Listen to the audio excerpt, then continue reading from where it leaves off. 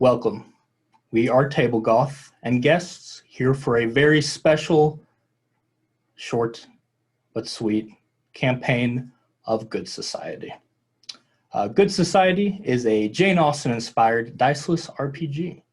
Each of our players will be portraying a main character that will be the center of the drama and scandal we'll be navigating, and they will also be portraying one supporting character connected to one of the other main characters.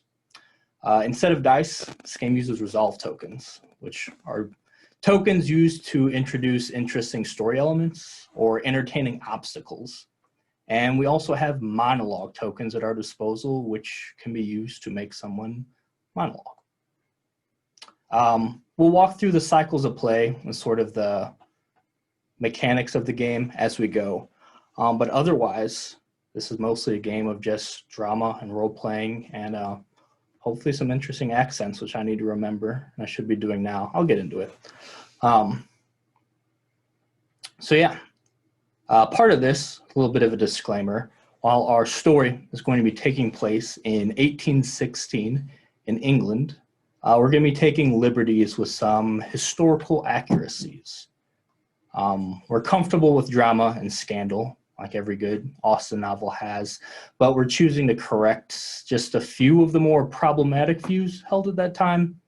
While the society we'll be playing in is very much still a regal patriarchy, we're taking some liberties like women can serve in the military, relations outside of heterosexuality are allowed, and race doesn't play a factor in one's standing or opportunity in our version of society.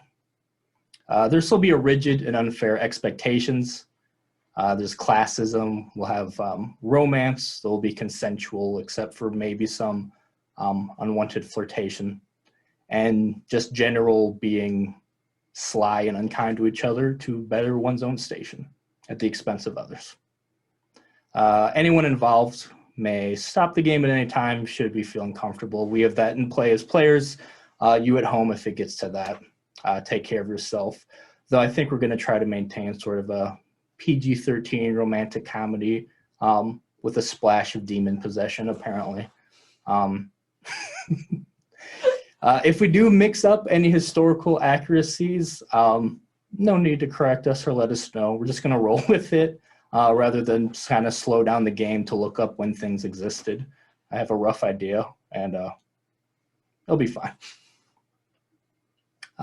So without further ado, let us go around, do some introductions, who you are, pronouns, who you're playing. We'll save the more elaborate character introductions for the actual gameplay. We will start with you, Shane. Hi, everybody. Hello. I'm Shane Easton. I'm going to be playing Lavinia Sherwood. And also, I'm going to be playing Lord Benjamin Webb. My personal pronouns are she, her. Lavinia Sherwood is she, her, and Benjamin Webb is he, him. Excellent. Lisa? I am Lisa Penrose, and my pronouns are she, they. I am playing Penny Foxglove, she, her, as well as the party friend, Amelia Griffith, darling, whose pronouns are also she, her. Raquel. Hi, so I'm Raquel Skellington, and I'm playing Penelope Whitmore. Both me and my character's pronouns are she, her. I am also playing the stuffy uncle, Earl Edwin Medlock. Perfect. And finally, we have Rachel. Hi, I'm Rachel, Miss Petty Dreadful. I will be playing Lady Sybil Medlock, she, her, as well as the Professor, Luther Nelson, he, him. Excellent. I am Bully, he, him. I'll be playing everyone of all pronouns. I am the facilitator for this game, which means I will pretty much just watch a bunch of drama unfold and step in to make it worse on occasion. That is us, and this is the game that we're calling Polite Club.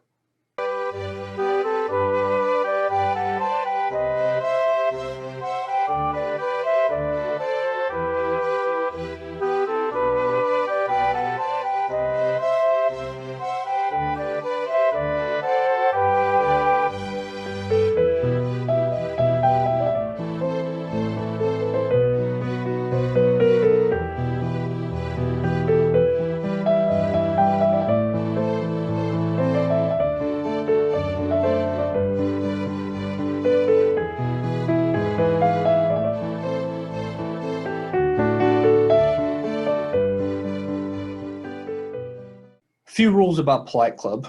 Rule 1, you do not talk about Polite Club. Rule 2, you do not talk about Polite Club. And Rule 3 is be nice to other eligible ladies while protecting your own reputation. So the eccentric and enigmatic Lord Thornesburg proposes to anyone but you. But we'll get to that as we go, because right now, our characters don't know much about this individual. Our story so far is that we're starting in a pleasant fall morning in Newcastle. The most eligible bachelorettes in society have received an invitation from a mysterious Lord Thornesburg to visit his manor in the Eastern Isles, with each of their chaperones, of course. Little is known about this recluse except that he is very rich, a war hero, eligible, and the most exciting thing to happen in society in quite a while. To not be involved in this highly exclusive adventure would be devastating to one's reputation. So much so that the good people of society have agreed to a boat ride from Newcastle to the Eastern Isles where they can mingle and size up the competition along the way. No one is sure what exactly awaits them at the end of this journey, but all are eager to at least finally meet this mystery man and, to some, perhaps coax a proposal out of him. The rules of Polite Club are not quite in play yet, as the typical maneuvering and social strategies are needed to establish a pecking order among the lucky few chosen for this adventure. So whatever end goal may be, there will be a lot of opportunities for respect or ruin along the way. You start things off at the SS Thorn. Ships at this time were not exactly luxury cruises, but the SS Thorn is a fine vessel and should provide ample room for all the guests.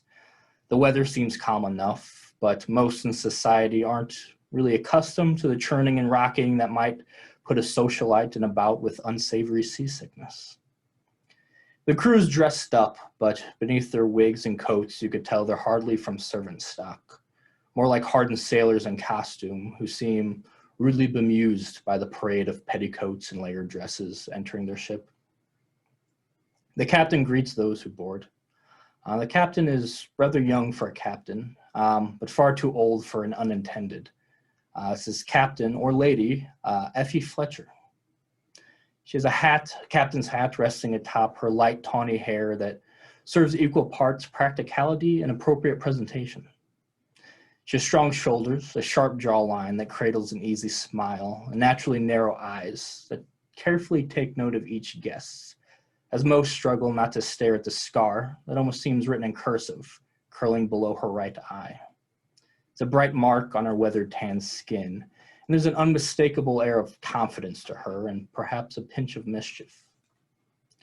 So, our good members of society, you're here with your chaperones, whether they be family, a trusted, respectable acquaintance, or perhaps each other. Who do you think would be arriving first to board this vessel? Okay. So, among some of the people entering the boat, early on in this line, we have Penelope Whitmore.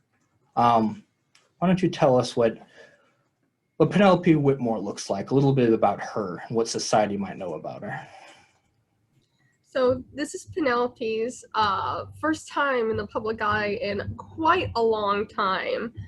She's now a young woman, and she's about 5'7", dark brown hair, curly, up in the most fashionable style of the day, and in a light blue empire waist gown.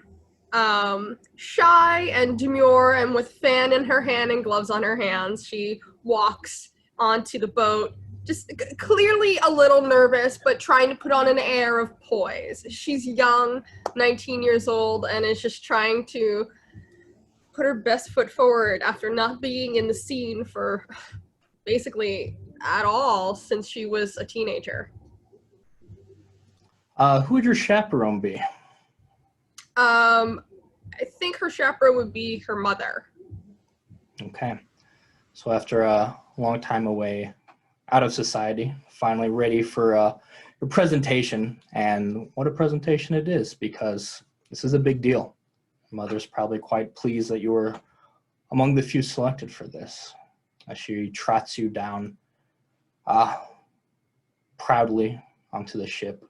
The way the captain is sort of eyeing each of you, not with the normal humble respect, but more of a curiosity, tells she's trying to figure you out. Seems to ruffle your mother's feathers a bit as she sort of hurries you along past her, though politely curtsying. So the captain sort of exaggeratingly curtsies back, even though she's wearing like a military uniform. She'll actually put her hand up to stop you for a moment. Oh? Is this your first time on a ship? Yes, it is, in fact. I thought by the looks of you. No need to be nervous. In fact, I'll make sure to keep a special eye just in case you aren't feeling well. Seek me out. I'm the one in the hat. I greatly appreciate that. And Penelope, of course, waves her fan and does her polite little curtsy as a thank you. I'm Captain Fletcher. She'll take your hand, bow a little bit. I hope you have a smooth ride. Thank you. I'm very eager to be aboard. I can see that. And she'll let you pass. Who would be next? Maybe me? Maybe you. Sure. Sounds like definitely you. It's definitely me. So, describe Lady Sybil Medlock's approach. At 5 and 20 and still unwed, Lady Medlock would approach kind of with an air of nonchalance, looking around, less like gazing up the ship and more checking for who's there. Mm-hmm. I think would be kind of her thought. She's there with her aunt, who would be her chaperone, keeping an eye out for friends and those who she'd rather not call her friends. She's probably around 5'5", average height, dark hair, dark eyes. She has it like in those little Lizzie Bennet curls, in a suitable dress for the sea. I imagine this is not her first time on a ship. Okay. I'm assuming her dear friend has dragged her on a couple voyages over the years. Okay. Lady Sybil, not only would you be here with your aunt, your uncle, your guardian, the good Earl Medlock, would be here as well, of course. To keep an extra eye on your presentation. Of course, your rebellious streak is over, as he's assured you, so this should be a good chance to redeem yourself and show that you're a proper young woman. He'll take the lead walking in, and probably strike up a quick conversation with the captain, who glances over his shoulder a second to sort of take in you and your aunt, but seems quite comfortable talking a bit of military talk with him. Seems, for what you could gather from the few words you catch without wanting to linger and seem rude, seems she was quite active in the very recent Napoleonic Wars. As you are continue on the ship, keeping an eye out for others, many which you recognize immediately, including Penelope. Who would we have next?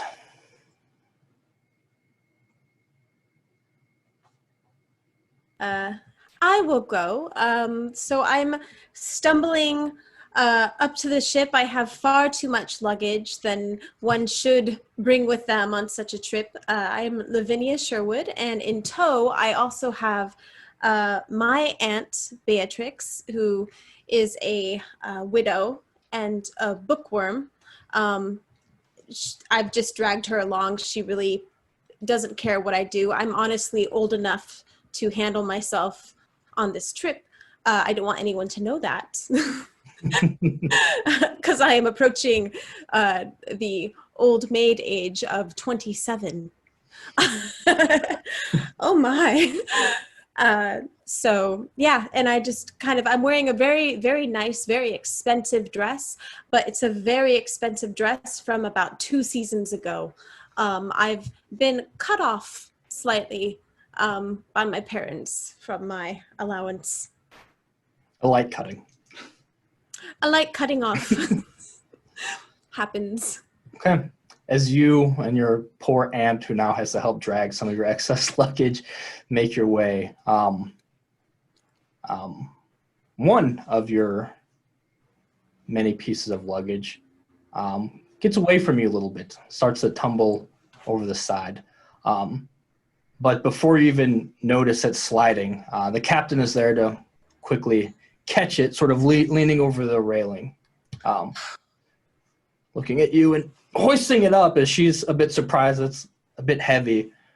She pauses for a moment, and you hope nothing broke, you heard a little bit of glass rattling. You've brought in some of your own libations just in case, of course. The captain seems to recognize that telltale clink of glassware. She smirks a bit and very gingerly sets it down. She'll gesture over to one of her crew. Keep this closed and help Ms. Sherwood, thank you. Sherwood with her fragile luggage, will you? Thank you. How long do you think this journey is going to take? You've brought quite a bit. Well, I'm sorry. I intend on meeting my future husband on this trip. There's a good chance Lord Thornesburg. Yes, him exactly. There's a good chance I won't be returning. So He should be so lucky. Thank. Very well then. And yeah, a couple of the crew sort of takes it, and they know too. They give you a nod of approval, which your aunt is still in society enough to know that they shouldn't be that chummy with you, and she sort of looks more confused than taken aback. And they straighten up a little bit with a look from your aunt, a look from their captain, and they help you and your many bags officially board the ship. Thank you so much. And then finally, we have Penny Foxglove. Yes. Penny Foxglove arrives like at the last minute, running a little bit, and then when she's like in view of everybody, kind of slowing down and walking at a much more reasonable pace. She recently arrived back in town without the rest of her family at the abandoned family estate, and she's estranged from the other half of the family in the Sherwoods. So she does not have a chaperone, and she is overcompensating for it. She is wearing the latest fashions from London, but it's like when you've just bought clothes and it still has like the folding creases in it. It's like it's too new. It looks slightly uncomfortable. Her red hair is pleated underneath like a really extravagant hat, which doesn't quite match the dress. It's like she doesn't have the best taste, but she bought what was either most expensive or what the shop girls tried to push on her. And she is delightfully clueless to anyone thinking it's outrageous that she doesn't have a chaperone with her. So yes, coming in not so fashionably late and not so fashionably alone. Penny makes her way up. Just as, the crew's already getting ready to sort of bring up the boarding ramps, and one of them, they sort of spot you and look towards the captain, and she looks out. It seems like she's deciding whether to pull the plank up on you or not. And then she gives them the wait a moment. And they do. Oh, thank you. Thank you. She rushes up and you're welcome. You're waiting for your chaperone? Oh, I think You really must be going. Oh, she must have gone ahead of me. Must be on the ship. I will find her. What was your name? Penny Foxglove.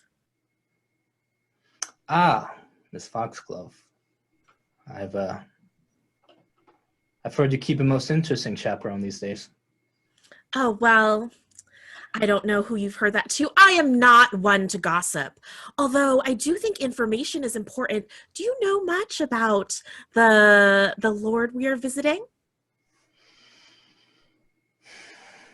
I might. I have met him, of course, and one of the few he trusts. Do you have something specific in mind that you are wanting to know?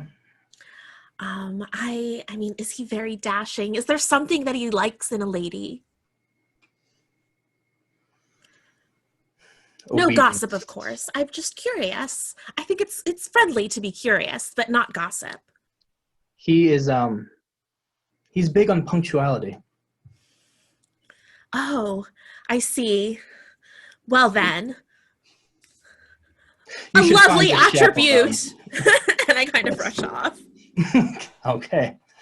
With that, the planks are pulled up as everyone sort of immediately is taking their things to their rooms to get sort of settled in a little bit before making their way on deck to the more social area. Actually, below deck, I'll say. On deck, there's a lot of men working. There's no place for people to be socializing there. There's a nice sort of lounging room. You could tell it's been whipped up. That's not typical for a ship, especially something that hold this many people in comfort. But it seems like they've made the arrangements for this exclusive group. So you'll go and put your things in your rooms. Okay. And again, looking for familiar faces, seeing many. Some were surprised got the invitation. Some looking at you, some of you like they're surprised you got the invitation. And then Miss Whitmore. You're not sure how long he's been looking at you, but he certainly noticed you before you noticed him. Lord Benjamin Webb. Shane, if you'll do the honors. Yes. I'm so happy.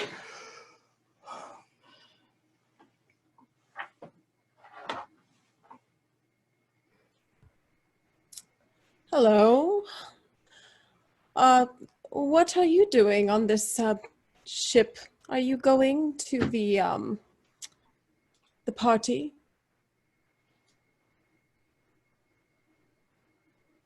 I am, Lord Webb. It's a pleasure to see you again. Penelope's obviously trying not to twiddle her thumbs in nervousness in front of Benjamin, and I'm sure he could see that.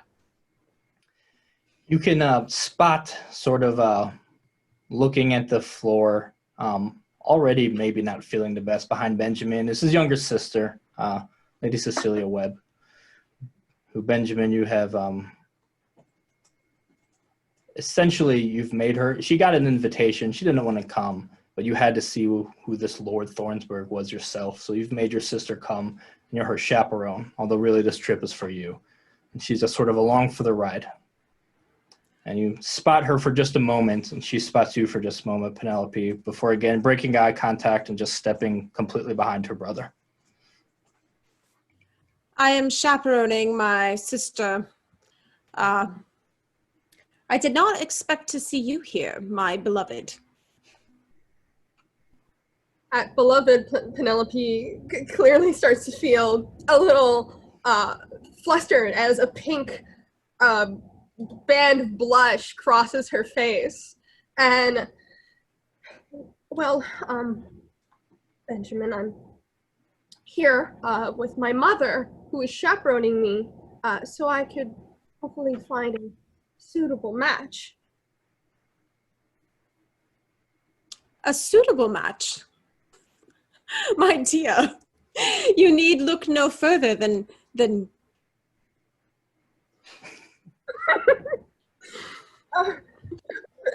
Penelope is fanning herself and is rapidly becoming more and more fidgety in front of Benjamin, but again doing her best to stay poised as a lady. And as she still averts her gaze from your eyes, like does not make eye contact with you and is clearly looking at your shoes or something else interesting along the wall, she, of course, says, well, Benjamin, I understand that we have had contact in the past, but my mother and my family would prefer me to broaden my horizons with possible matches that I could meet. I completely understand what you are getting at. Don't worry, my sweet. I will prove them wrong. Whatever it takes, I will show them that I am worthy of your hand.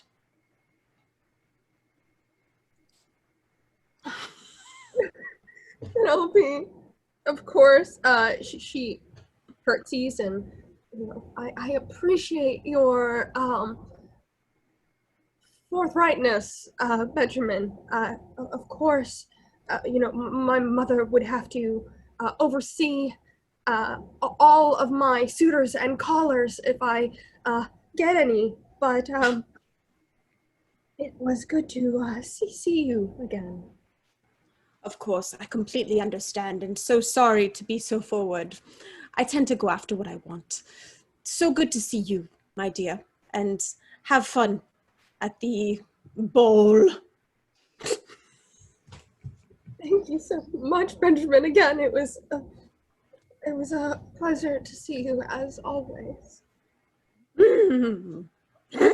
Okay, and with that, and slightly more poise than Shane has at the moment, Benjamin would take his leave. Just in time for the footsteps of your aunt, or your mother, to come up behind you. Sort of peering over. Was that? No. Okay.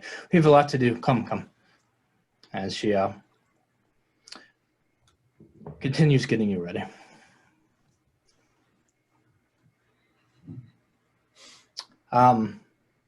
Lady Sybil, you've been looking for familiar faces. And you sort of meander into sort of the common area of the ship where people are, now that they're settled, they're greeting each other and feigning surprise at seeing this person and that person. You see another woman of peerage, Lady Martha Yarrow, 19, conventionally attractive, but borders on plain, which she combats with her very delicate chocolate-curled hair.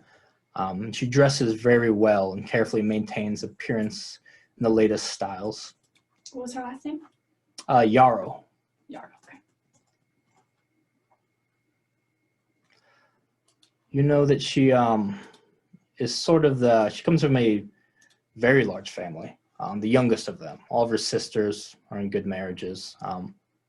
She has one brother, seems to be her chaperone as you see him, sort of brooding not too far off. But she's, of course, sort of the center of all the gossip at the moment. She's always the one that's very, very friendly to everyone and in everyone's business and always just so happy to be here and seeing this person. And have you heard about that? And it's a great source of information and also someone to be avoided if you're trying to keep anything under wraps. Mm-hmm. And yeah, she is currently talking to a group, and you see she does sort of the classic, a quick look around, and she always leans in every so often to give someone a little juicy bit of gossip now and then. As you're sort of just there after a moment, she doesn't seem to have noticed you at all. and it sort of seemed like for a moment making a point not to sort of let you in the circle before eventually she turns and says, "Are you going to watch us all night, or are you going to come over here? It's rude to stare." Of course, my apologies. Oh, I jest. How are you? Quite well, and yourself? Oh, so busy with all of my sister's weddings and Oh, I'm sure. Send my best wishes to, who was the most recent? Martha. You didn't get the invitation. She's Martha. She is Martha. I met Mary. I forget my own sister sometimes. There's so many of them. I believe my uncle did. He was supposed to send my regards along the way, but Of course. And I see you have gotten an invitation to this little soiree, though. Isn't that neat? very exciting. Isn't it?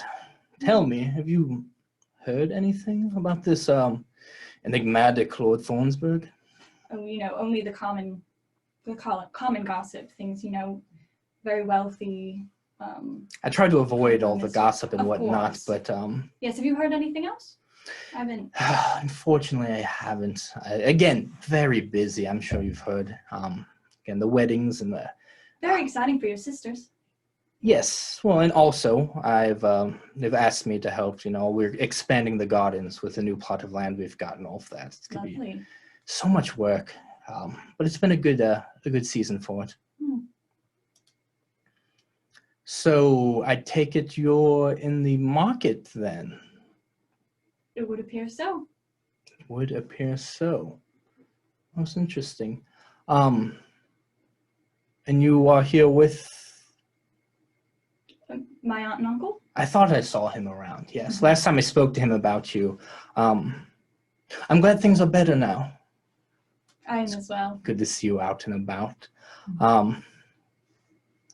Well, look at we had this actually just going to speak. Oh, Lucy is right over there. Excuse me one moment, and she'll sort of take her leave to go mingle elsewhere, leaving a couple of the others sort of unsure whether just to also abruptly leave or just linger with you. Sort of one by one, they politely sort of curtsy and Curtsy. follow her. Actually, seeing them trying to decide, I would say, join your friend. Don't stay here on my account. Oh, I actually, I mean, not that we have much to catch up on, I'm sure, but Completely understand. yes, thank you. And they'll make their way as well. Leaving for a moment, you sort of standing there awkwardly. Doesn't seem like the only person sort of out of sorts, though, as you can also spot Miss Foxglove. Also seemed to have recently appeared, sort of adjusting her quite obviously new attire. Someone you probably haven't seen in quite some time either. Another, someone who's recently making a comeback of sorts. And before you're even really able to approach her, someone brushes into you and then apologizes. Oh, I'm sorry. And straightens up again, gets his confidence as you see the professor, Luther Nelson, approach with purpose, Penny Foxglove. Luther, you were there with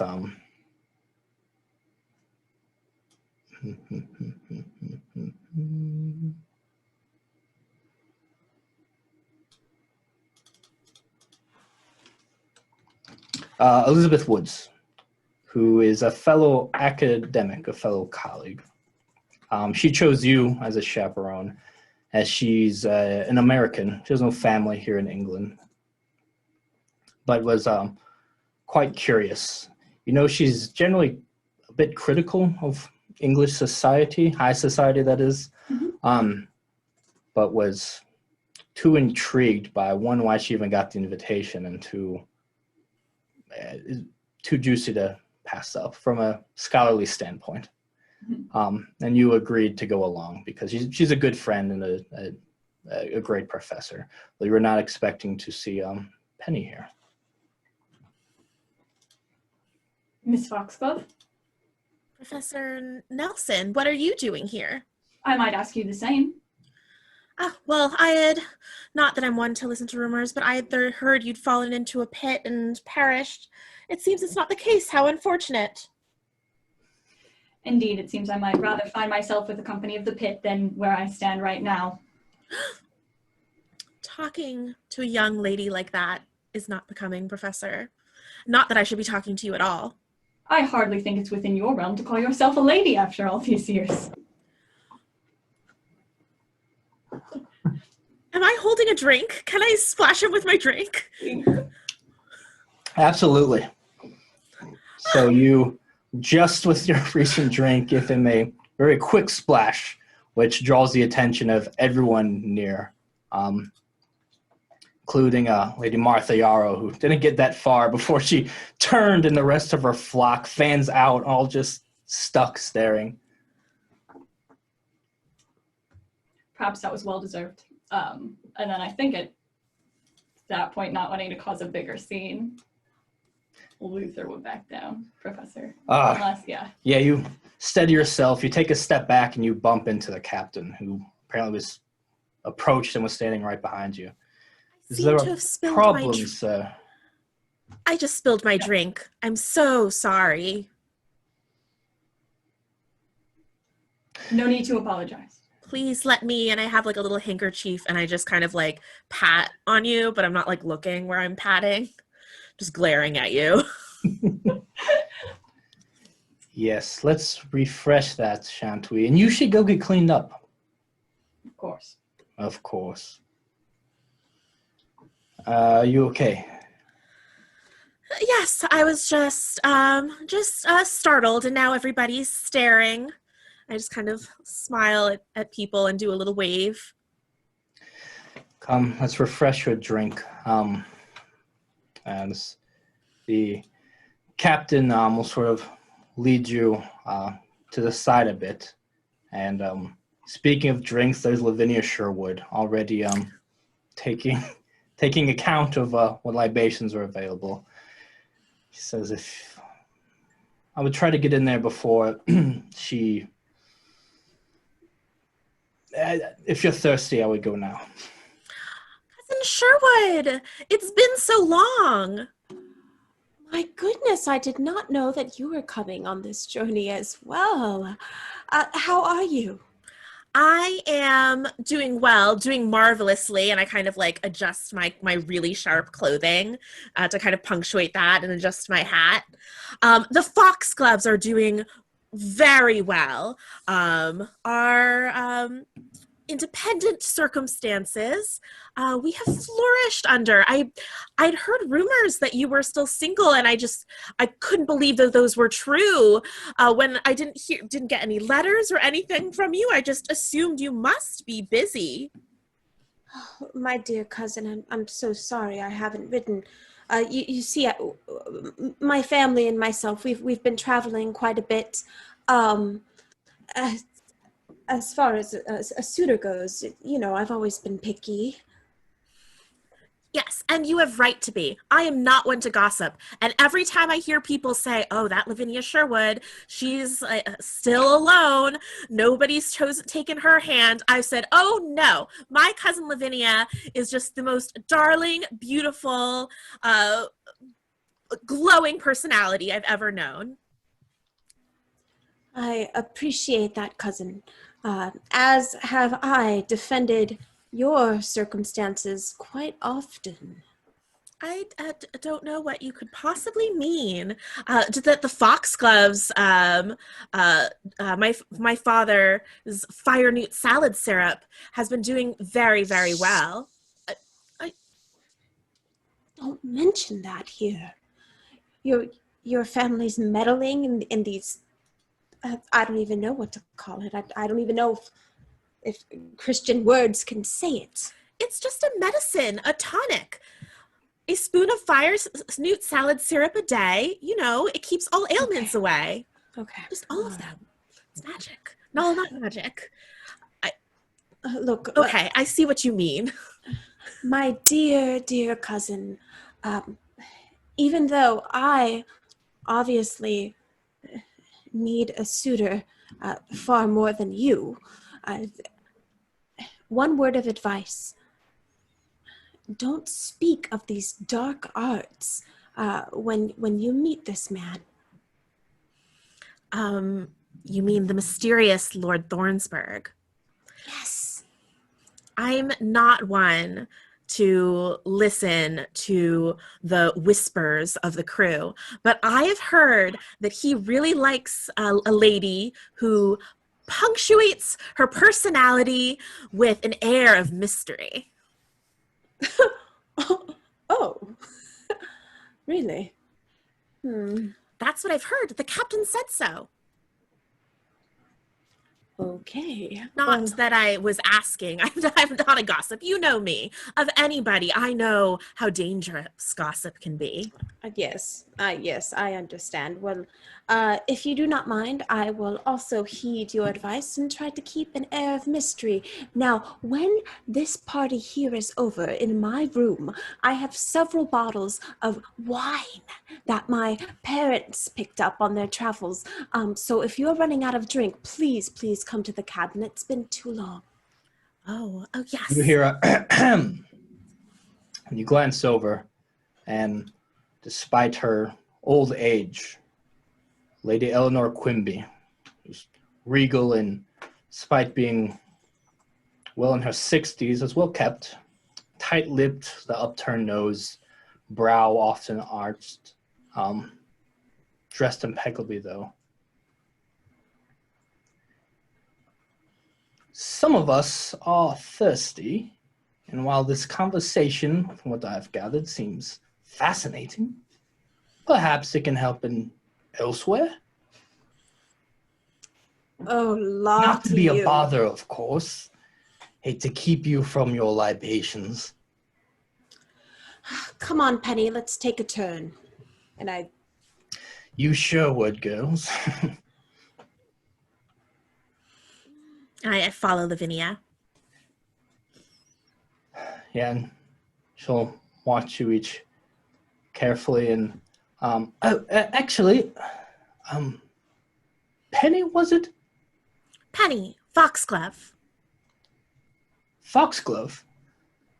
Oh, I'm sorry. You have such a striking resemblance to well, your father, Lavinia. In my age, yes. I get the names mixed up. It seems Foxglove, of course. Oh, you've recently ran into a bit of luck, I've heard. Oh, not luck, ingenuity. Yes, infernal ingenuity. Well, I am quite parched, as I said before, and I believe you two were on your way. Please don't let me interrupt. If each of you give your best to your chaperones, she will. Yes, we have one. We are but sharing a chaperone. Was that all you're sharing? I'm sorry? Good day. Okay, I feel ta-ta. like she was like mumbling a little bit. I didn't catch everything that she said. No. I don't think she wouldn't.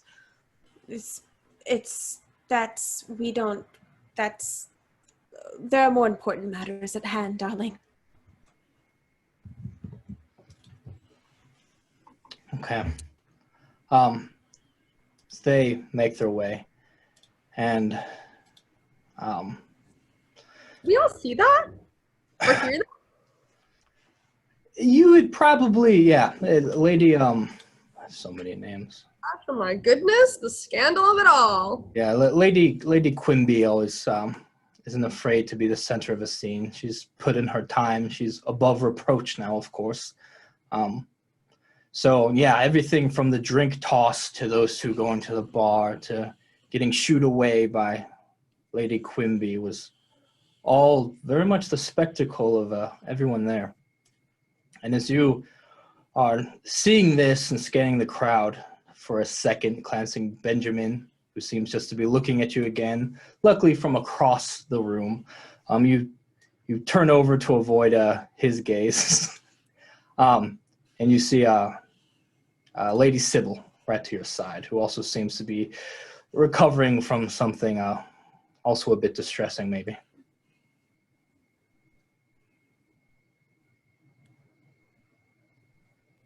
My lady, are you quite right this evening?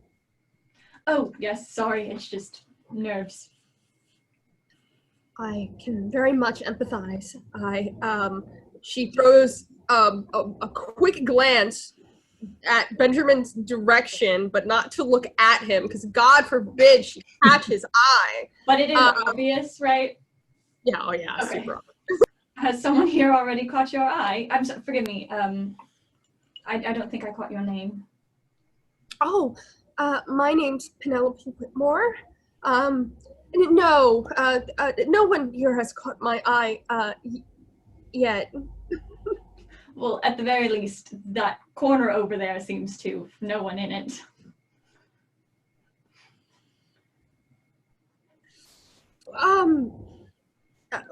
They are an old acquaintance of mine.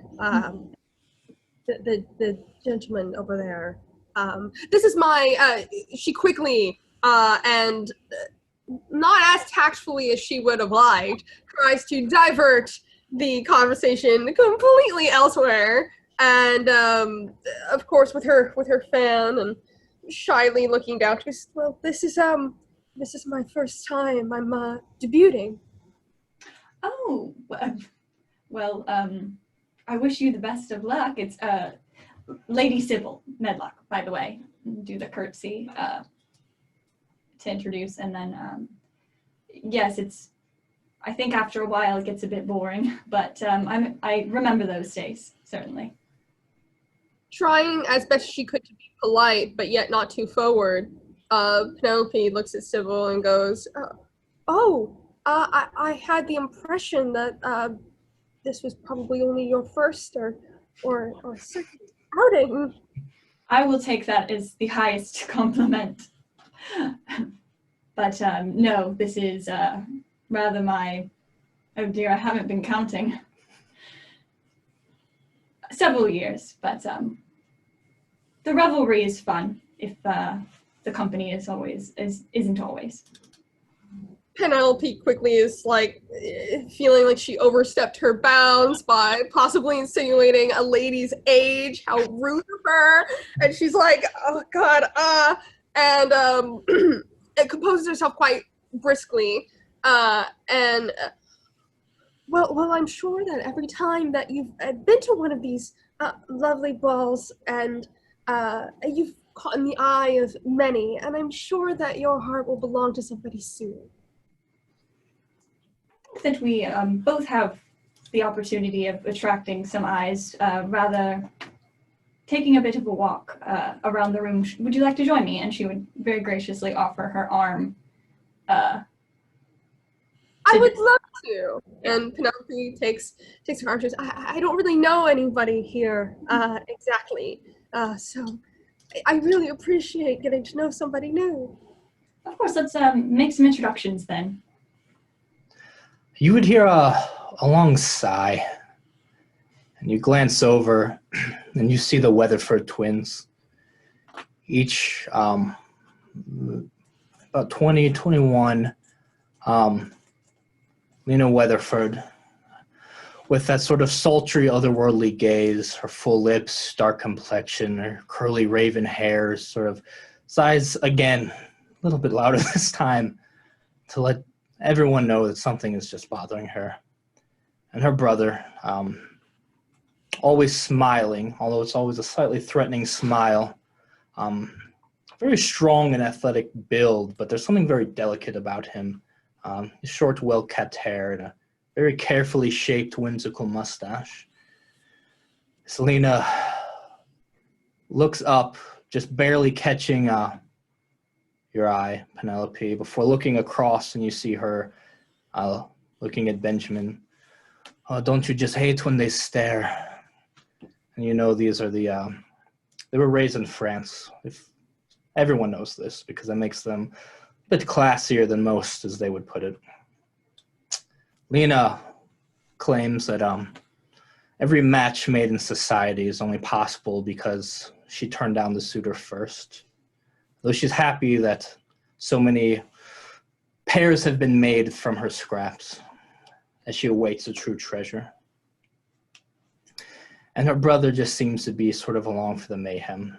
He loves stirring it up and sort of being her evil hype man in a way. As she fans herself a little bit. Commenting that she hates when they stare is clearly referring to Benjamin. Have either of you ever had such rudeness? I can't say that I have, Miss Luna. Is she a lady or is she? She's a lady. Oh, then I would say lady. That would not be. Okay. Penelope just declines to say anything, clearly becoming very shy, more and more shy by the minute, and just looks at her toe. Just kidding, I forgot. You go. Her brother pulls his fan out and helps fan you, Penelope. Oh, you're looking so damp. Please, more fanning. I would have swore you took a dip already, fell off the boat the way the beads are coming down. You should really...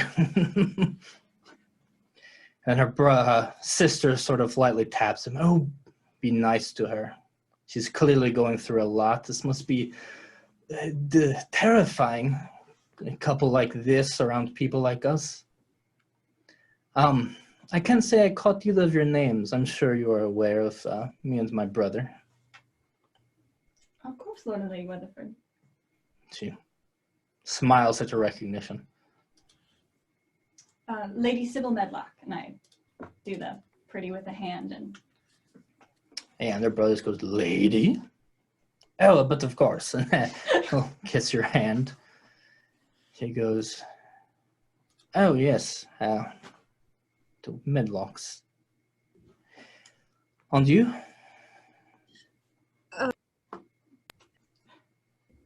Penelope quickly gathers herself and curtsies and goes, my name is Penelope Whitmore. It's a pleasure to meet you. I have to say, the way the dampness of your skin highlights the features of your face is really quite complimentary. Her brother just, no, she was wearing very expensive powder. I don't see a bead of anything on you. You look lovely, and he fans her as well. The Whitmores, I'm not sure. I know you are from abroad. They're quite an established family here, if I'm to understand correctly. Is that correct, Penelope? Yes. We are. We're very well known for trading, especially in the New World. But I haven't really been around the family so much. I was mostly in the country. Lena nods. Yes, I've heard of them and their accomplishments, and I've heard they're quite adept at compartmentalizing, trading, sending things away that perhaps they don't need at home. Can't say I've seen you in quite some time. Well, this is my first debut as a young woman, of course. That explains it. It is first. Everyone is curious to see what you've been up to. The brother says, you owe me money. I told you. And she looks over again, and she goes, it seems someone is staring at you as well. Little devil you. And they take their leave, and you look over, and you do see someone watching you guys. It is not Benjamin, though. This is an older man, maybe his upper 30s, 40s, thick brows, and just sort of these leering pale eyes and permanent frown. He's got a sturdy build, but sort of top-heavy with these long, slender legs. He's just sort of clearly staring at each of you. And when the Weatherfords notice him, he glances once more at each of you and just sort of shuffles away. And the brother just goes, oh, lucky you. But with this, as you two are left to your own devices, Lavinia and Penny also making their way away from their little run-in. The four of you would sort of congregate together. Sybil. Yeah, Lady I think- Sybil. I curtsy. Oh, I would very quickly curtsy, Miss Foxlove, and then just embrace Lavinia. Yeah. And then just with like, when we're like close, just whisper, please tell me you brought sherry. I have some bottles in my bag, of course. Don't worry, I'll take care of you. Pardon my manners. This is Miss Whitmore, Penelope. I know. Penelope. Is that you? It has been so long, and I reach and I grab her hands. My goodness, how are you? I'm good. Wow, you're so beautiful. You've really grown up since the last time I saw you. Oh, well, hopefully not too much. And Oh. you, last time I saw you, you were but a child. Oh, yes. I've been very eager to finally come back into the public eye and debut. Do you have a drink? Oh, no, I haven't. Oh, come on, let's get you a drink. What kind? Well, I have some fine wine in my room, if all of us would like to go there. I've never had such finery before. My mother always said it was bad for your skin. Why would you deny yourself pleasure? My dear, you must have a drink. You know, I think I can get you one over there, actually, across the room. Can I? Go get her a drink? Absolutely. There's many servants walking around with trays. You stay here. You're in good company. This is, of course, you remember my cousin, Penny. Penny, Foxglove. I take off to the bar. Of course, I gracefully shake Penny's hand, and she goes, I think I saw you earlier when you boarded. Oh, yes. Everyone seems to be looking at me today. And I just kind of like keep adjusting my clothes, which also are kind of like scrunching on me weird. So it's both to kind of draw attention to my really expensive outfit, but also that it just doesn't fit properly.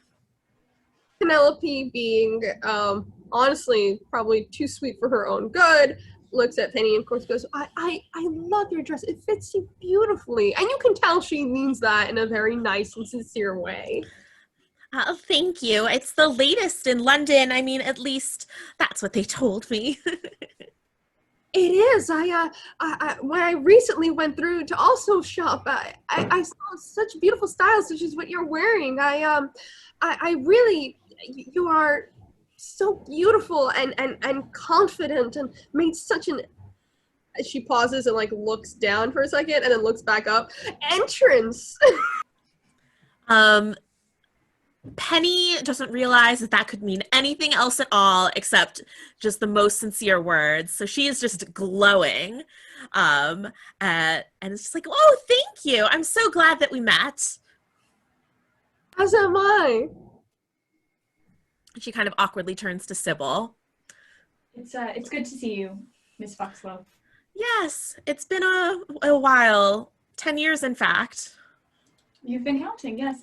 It's been quite a time. I mean, not that I haven't been keeping track. Like, it's like not like it's when you've been away from your home so long, you remember those things. Are you well? I haven't heard anything about you at all. I am quite well. I certainly know about being away from home, as you recall, but things have mended up since then. So things have been quite good. Oh, good. Palatable between you two. I'm like glad. Is there, like, a vibe going on? I don't know. Maybe.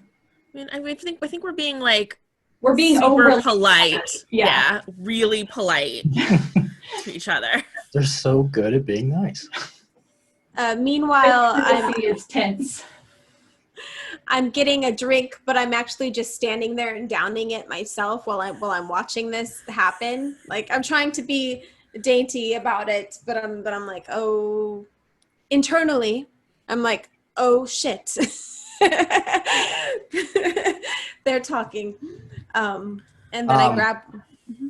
Yeah, you go to grab another one, and you catch empty air, as it was just there a second ago. And you look over, and none other than Amelia of Griffith is holding the drink that you were just about to grab. Darling, save some for the rest of us. Amelia, my goodness. I had no idea you were coming on this journey. How are you? Well, where there are some drinks and fun to be had, of course I was going to get myself an invite. Of course. I wish I would have known we could have come together. Oh, gosh. I've done too many of these. Well, you should. I'm sure you have the good stuff in your room. Let me take care of this one for you then. And she just drinks the drink that you were holding. Thank you, but that was for a friend. But it's no bother. There's plenty more. I should have guessed that you would be here, though. I mean, good luck. Thank you. You do always seem to find yourself invited to, say, the best of festivities. Yes. Well, you know, I enjoy the finer things. As Don't do we you. both? Mhm. Oh, yes. Some of us, we learn how to handle those finer things for better or worse. But you know what I'm talking about, of course. What is she wearing? What is Amelia wearing? Ooh, I would say she's just as extravagant as what Penny is wearing, but whereas what Penny's wearing, like, doesn't quite match, is probably really garish colors. Amelia's like that, but like super classic and effortless. Penny looks like she's trying really hard. Amelia just like fell into this and is yet like so graceful and perfect. What color is her outfit? It's sort of like this light peachy color. And this is just darling on you. You look incredible. It's like you're a fuzzy tangerine. I love it. Oh, thank you. What are you wearing again?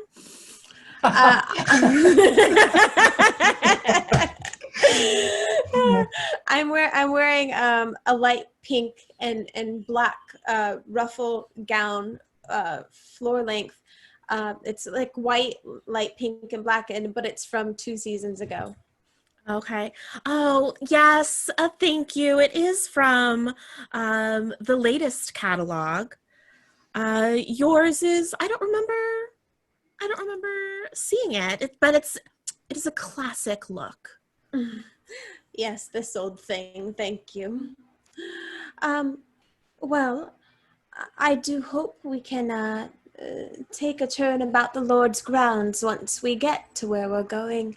I would love to catch up some more. Oh, I would love that, my dear. And really, best of luck with Lord Thornesburg. Goodness knows with the number of parties you've gone to, you need a little bit of luck. Thank you.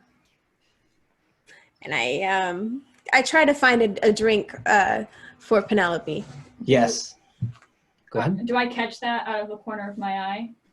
You wouldn't be able to hear them, but you could see the exchange. Okay. Things haven't gotten ugly from what I can tell from this distance, so I'll... No, they're pros at this. Yeah. So you take your drinks, you head back to the group. And Lavinia, I'm going to offer you a resolve token here, because this is a moment where the ship hits a bad wave, causing you and your drinks to spill upon one of the highest ranking people here, the Earl Edwin Medlock. Do you want to accept this resolve token, or accept it with a condition, or is this too much for poor Lavinia at this moment? I accept it. Okay. So we're going to mark that you get another resolve token. Just don't forget, you all can use those on each other.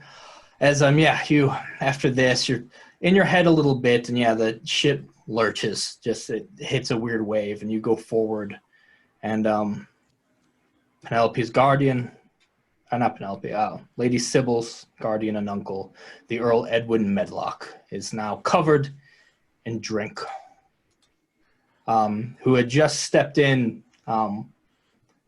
Luckily, Sybil and Penelope were quick, where they both sidestepped, got her way, not seeing that her uncle was coming up behind them to greet the two girls, and you just go right between them and spill all over him. I just laugh.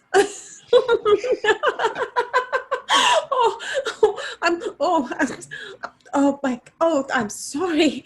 It's hello. How does Raquel? How does our Earl respond? Excuse me. Have you seen where you're going? This was the finest cashmere. and I'm looking for someone. I'm looking for someone to help, like a waiter. Yeah, you find a server who comes in and he hands you a towel over his arm, and you start using that. Appropriate of a lady to bump into a gentleman so uncouth and clearly uncivilized. With this, just so many eyes are just on the uncle, on you, Lavinia, even on Penelope and Sybil and Penny. Just as a sort of now, there's been a wide berth given to this scene.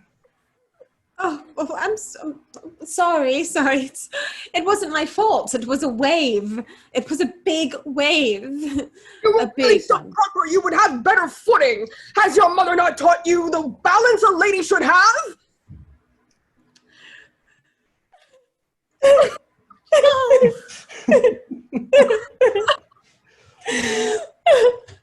And I dash off.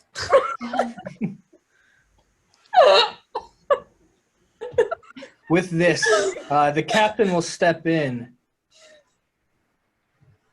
Well, we are hitting a bit of rough waters. The winds are picking up. Let's say momentarily until dinner is ready, everyone return to your quarters immediately, please. Thank you. As our crowd disperses, with their chaperones heading to their rooms. And this is where we'll take a little break. We'll prepare to dive into our, what's next in our cycle? Epistolary? Our rumor part, I believe, in a little bit. Bye.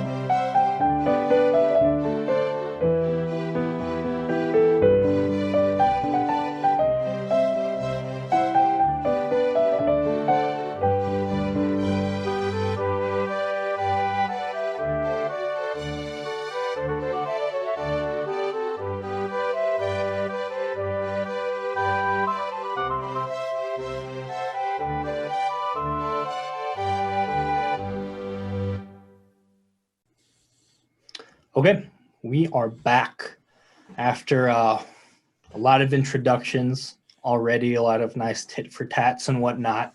And then the Captain Essie Fletcher decided to send everyone to the rooms because we're hitting some rough waters, which is true, but also it seemed like she wanted to disperse things before they got too tense on the ship.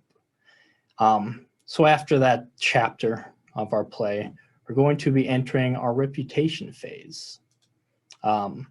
So this is sort of anyone looking at your background sheets. Are there any positive or negative reputations you think you triggered? Or if you have questions about it or need to come up with a tag, the group can help you out with that as well. I believe that I triggered negative reputation, unfortunately. Lavinia Sherwood? No. Yeah, yeah, the hedonist. So my family's from Old Money, and in the game, it says gain a negative tag if you acted in contravention of society's conventions, acted on desire in a way that compromised your duty or morality, or shamed or embarrassed the family name. And 2 occasions, I believe I did this. I think I was a bit too loud about the extra libations I brought aboard. And then also I lost my composure, which, you should never do that. No, and you were told off by an earl. So I would agree. I think you've done your duty of earning 2 negative tags. So what do you think these reputation tags should be? These are essentially an adjective that society is going to think about you. And these tags can be used as resolve tokens. So say one of your tags was a lush. I'm a lush. A reputation you're going to have, and anyone at some point could tap into that reputation to use against you. So that reputation will then go away. It won't go away, but it'll not be as strongly in play, as it will be acted upon. So the consequences will start to fade. But someone can use that like a resolve token without actually have to spend a resolve tokens, which we were getting the hang of things last time. I think we'll be leaning into those more moving forward. So yeah, so your libation one, what reputation tag do you think that goes along with that? I do believe a lush is a good term to use, just kind of irresponsible. So a lush. Okay. And then the other one would be over emotional, probably. I think. Over emotional works. Does everyone agree with that? Got some hard agreeings.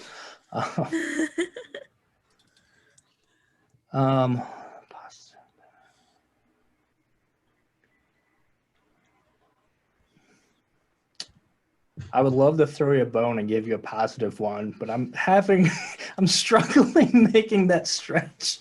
So I know. I was nice at some point.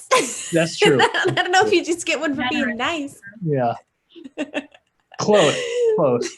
There's plenty of time. I think it's more fun to crawl your way out of some negative ones than Sure. start off on a platter. Yeah. Okay. Anyone else? Cal,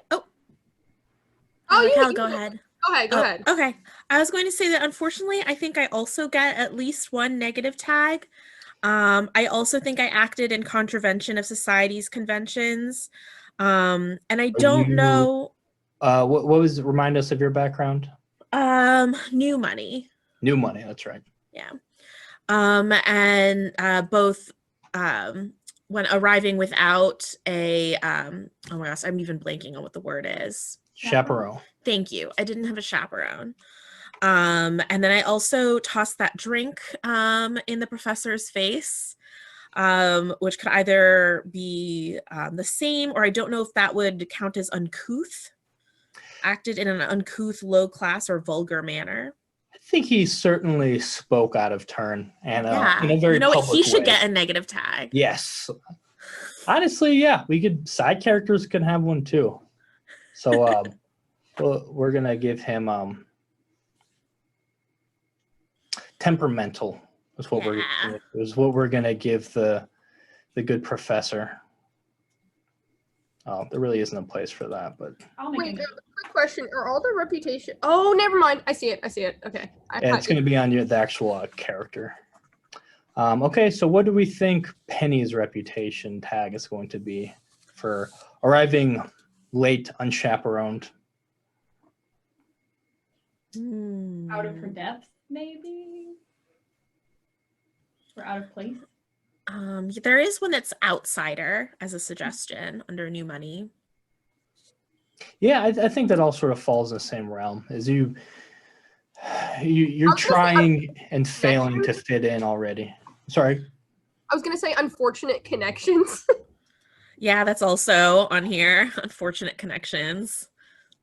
I feel like either of those. I don't think we've tapped into that quite yet, so I'm gonna go with just general outsider. You do not belong, not in a good way. Not an interesting outsider, but sad that this outsider is trying but falling short. Okay. Raquel, you had something? Yeah, I actually think that Penelope acted positively because she denied herself her desires. She acted as sensibly and appropriately as one should, even though she was super nervous about it. So I think What is sensible- your family background? old money. Old money. You're also old money, that's right.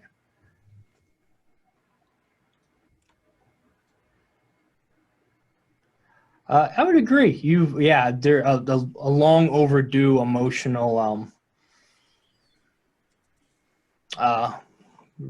reuniting with your old flame. You're able to keep your wits about you, and despite he's very forward, telling you sort of what you want to hear, but also dreaded hearing, you managed to remain respectful through that. I would agree. You could gain a positive tag over that. What tag are we thinking? I was looking at just sensible. Sensible makes sense. Yeah. Especially it's your debut. You've come back, and what a fine, sensible woman that Penelope has become. Leaves us with Lady Sybil Medlock. I'm not sure. What is your background? It is peerage. Peerage. So with my desire, I definitely think I acted against it in service of morality. Part of it is using people's connections against them in a negative way, which I don't think I did to Martha. I think you were influential. Actually, I felt that like the way you took my character under your wing and like made her feel welcomed and more secure. That was influence. I agree with that. So, despite your little run-in with Martha, you held your own, quickly gathered your own little group of friends, and seemed to be holding a slight dominion over them until one of them spilled stuff everywhere. So we're going to say Lady Sybil is being influential. Did I spell that correctly? No, I didn't.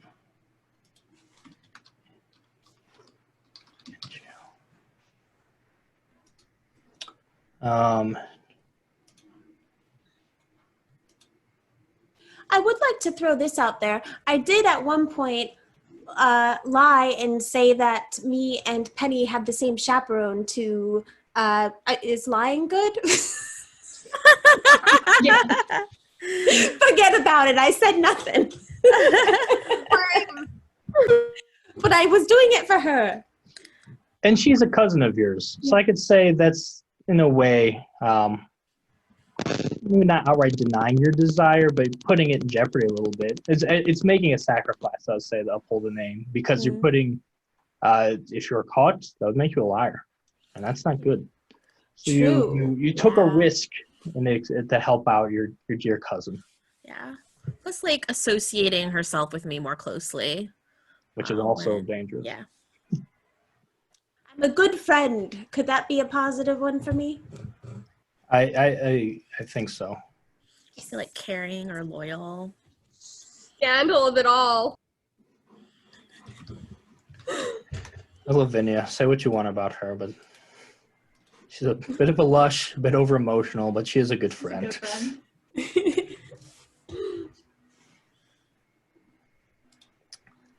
Okay, any other reputation tags we're thinking of?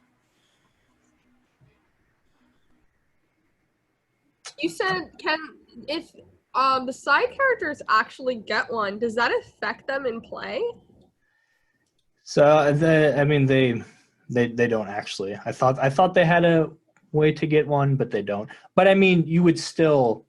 So this is where we can bring in our next phase, which is rumors and whatnot. These Oh, can we could start a rumor. affect the story as a whole. But I mean, the how the side characters behave certainly is something to keep in mind. No one's going to forget that Luther yelled at, even though Penny's an outsider, he still didn't need to treat her like that. That's just cruel, really. Everyone already feels bad for her. Sure. Exactly. So can we start? We were going to make rumors now? Fine. I think if we're done with our reputations, no one has 3 of either type, so we don't need to trigger any conditions. Okay. It's time for the rumor and scandal phase. So what we're going to do is we're going to go around one by one. And each of you on your turn will create a rumor. Again, this rumor isn't your character creating a rumor. This is you as co-facilitators, co-storytellers. This is society coming up with this rumor. So it's not necessarily something, it could be against your own character. Not necessarily something that's going to like get back to the, oh, your character started this. This is just society. This just sort of bubbled to the surface and now is either just uncouth hearsay or a well-known fact. So you can each create one, or you can use your turn to spread one. The difference being, rumors that are not spread are baseless talk passing from sitting room to sitting room. They can still be influential, but it's nothing too concrete. I have one. If a rumor is spread, that is widely known. All of society is aware of this rumor, and most believe it to be true. And who knows, maybe it could be true. Who has one? I have one. Let's start it off with Raquel. Okay, I'm really sorry to Penny Foxglove, but society's rumors say that no matter how much money Penny puts into her outfits, she still looks cheap and tacky. Oh no, but I try so hard. They're not cheap. All right, so despite her recent influx of wealth, Penny wasn't able to buy taste. No amount Not what she said. That hurts more. Oh dear, I didn't realize this was like rumor telephone. That is the subtitle to the society boomer telephone. So, and the rumors we already had in play were also to do with poor Penny. Penny is literally possessed by a demon. Penny's family money is the devil's cash. So, in each rumor phase, the rumors will go down by 1, essentially. So those rumors, while people are still aware of them, they're not as pervasive at the moment, but they're still out there. So someone on their turn can choose to respread those to keep them strong. Mm-hmm. But as of right now, we have these 3 rumors all about poor Penny. So that was Raquel. Anyone else have one? Yes. Can it be? Does it have to be about one of us, or can it be about Anything that Okay. would be a good scandal for the story. I have to.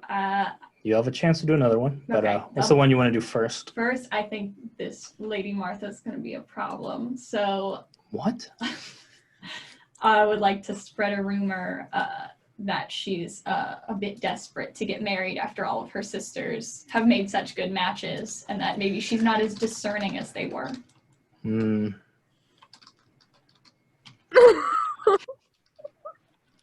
my gosh. can't sit with us.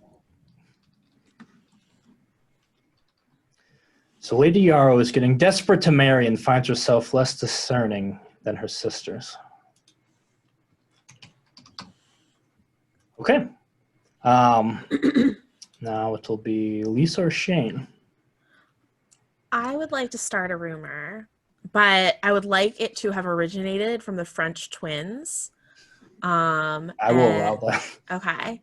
They are spreading a rumor that Penelope Whitmore has been seen speaking privately with Lord Webb. The shade of it all. But the farce. Why, though? I love the French twins. I'm obsessed. And everyone knows the Weatherford's word is as good as their accents. So inconsistent at best. Ending with Shane. Would you like to spread one of these rumors or create a new one? Oh. I would like to. Well, so wait. It's either or, right? Yeah. So but I might have a chance to. So since we're ending with you, you'll go twice, and then we go back. Okay. around. I'm gonna spread the rumor about Penelope and Mr. Webb, Lord Webb. My goodness. This rumor I'm is sorry, but I spread, saw it. and which is unfortunate because people were just starting to think that Penelope was a sensible young woman, but who knows? Okay, so that's one. What would you like to do with your second rumor and scandal round? Oh, me again? Mm-hmm. Oh God. Let's see.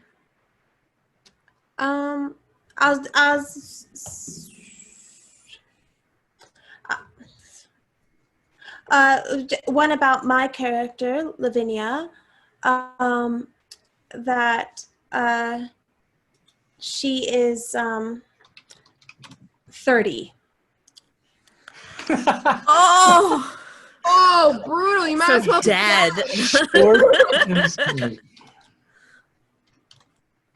Which is not true. But she might as well be back then. So I've written it as Lavinia is 30 question mark exclamation mark. I would like to spread that one. Okay. Are you sure she's not 30? My Because cousin! You're my cousin! Bold. Lady Quimby remembers the day she was born, and that was about 30 years ago, wasn't it? Bringing us back to Rachel. I would like to spread a rumor that Earl Medlock, my uncle, is does not show courtesy to the ladies. Just definitely, yeah. So not necessarily like he is a misogynist, which he probably also is, but just like the kind of idea that women are due a certain amount of courtesy and he does not pay it to them, which maybe he disproves. Okay. And finally, we'll end with Raquel. Do you want to spread one of these rumors that have been started or create another one? I'm going to spread the Earl Medlock rumor because his behavior was just so abhorrent. It was just the jowl flapping was.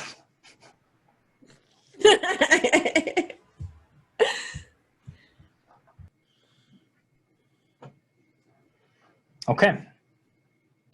So for ourselves and our audience, the rumors that are still lingering are that Penny is literally possessed by a demon, and her family money is the devil's cash. And despite her recent influx of wealth, Penny is still unable to afford good taste. Also, a small rumor is being spread about Lady Yarrow. She's getting desperate to marry and finds herself less discerning than her sisters. And these might as well be as good as true. And according to a couple French twins, Penelope Whitmore has been seen speaking privately with Lord Benjamin Webb. Lavinia is 30. And the good Earl Medlock does not show courtesy to the ladies. Should give us plenty to work with moving forward. And our next phase, our epistolary phase.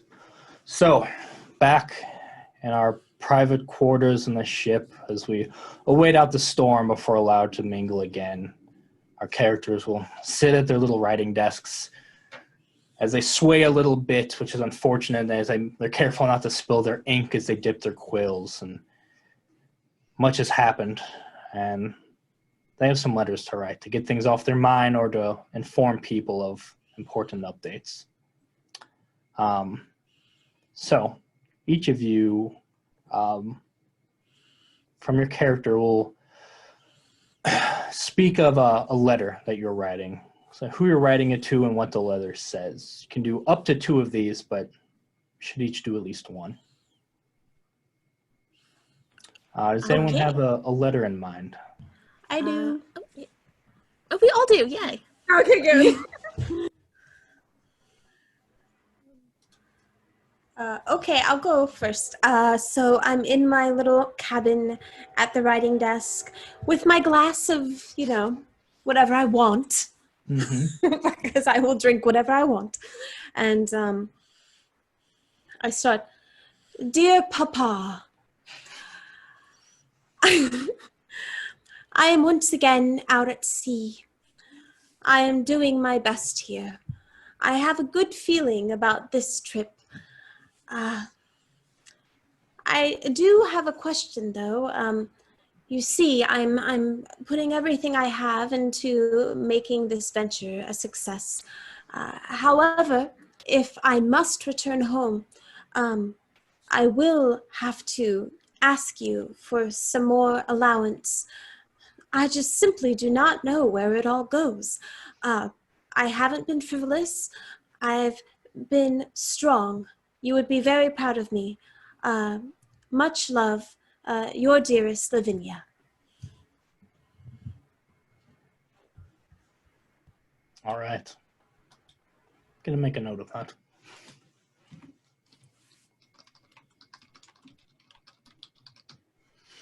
Okay, who else is writing a letter? Let's just go across to Lisa. All right. Can I actually write a letter from Amelia? Or does it have to be my character? It says on the sheet that it could be from Connections, too. Yeah. I would love to Okay. see what Amelia has to say. Amelia is writing to a mutual acquaintance, their friend, Shirley Baudelaire. And she writes, "Dear Shirley, I will give you one guess who I ran into on the ship today, because that's truly all you will need. It is our good friend, Lavinia Sherwood, of course. Goodness, she is so much fun, but she really is getting quite desperate. I don't know if it's because she's turning 30 soon. I heard she lies about her age. Or if it's because she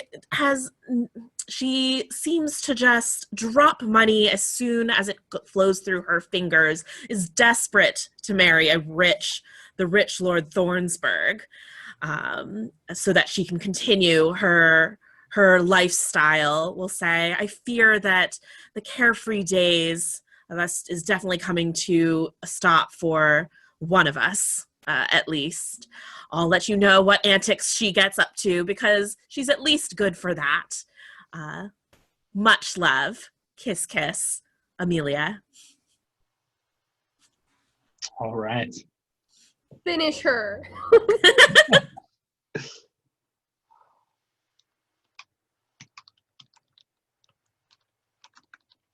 Let us go to Rachel. What do you have? I'm going to write a letter that I intend to get to Lavinia on the ship. Just get someone passing by to get it over to him. "Dear Lavinia, I'm disappointed that our evening tonight was cut short, as I was overjoyed to have seen you on the voyage. I must wish you much luck with Lord Thornesburg, though I have to admit that I already do not like him. I fear I might like him better if my uncle was not so enthusiastic about the man, but alas, my spirit is what it is. I hope you are treating well. Sooner or later, I will meet you in your room and we will have that glass of sherry. Your dearest friend. And then I wouldn't sign my name. Okay. Finally, Raquel. Okay, so Penelope is actually going to write a letter to Lady Sybil. And she writes, Dear Lady Sybil, it was such a pleasure to meet you today. I was so honored that you took me upon your arm to walk around the ship. I'm sorry that we didn't get to interact more, but I'm greatly looking forward to progressing our friendship further in the future. Yours, Penelope Whitmore.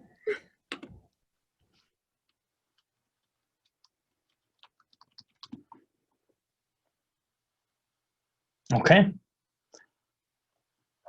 Does anyone have any secondary letters they would like to write? Or monologues they would like to do? Penny would like to have an unsent letter. Sure. That is crumpled on the bottom of her waste bin. And it says, Dear Lady Sybil, I must admit it was very startling to see you so abruptly after so long. I don't know if you're still upset about how we parted ways, but I'd like to make amends. If you're going to sneak off to Lavinia's cabin today, please do be careful. My cousin's revelries can be as dangerous as they are legendary. And then the last sentence is scribbled out, and then the whole thing is crumpled. Okay. Penelope has a monologue. Oh, I would love to hear it.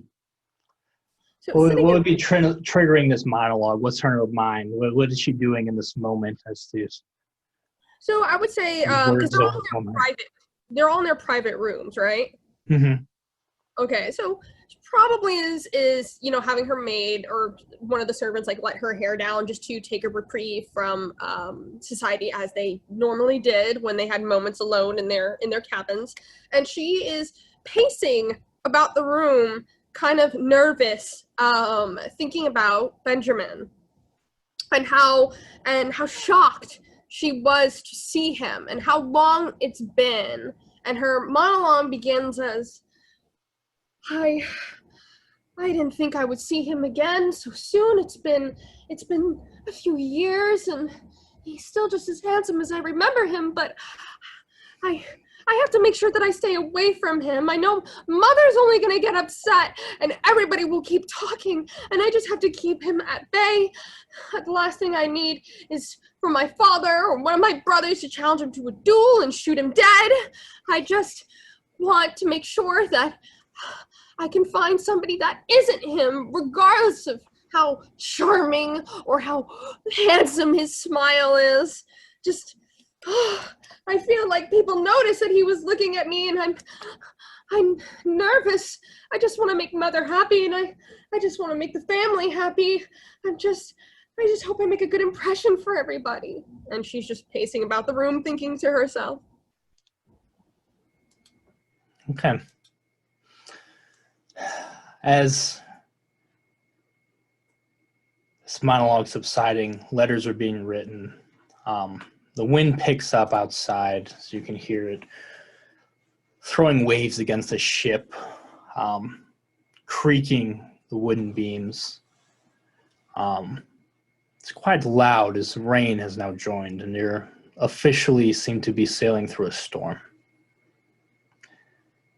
The dinner has been made into food being served into your private quarters, as servants come by with acceptable offerings, refilling any drinks one might need, as well as bringing them food and whatnot, as people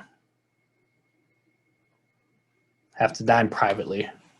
Once the storm subsides, you're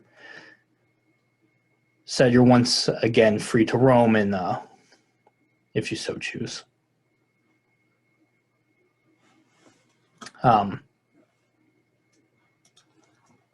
would like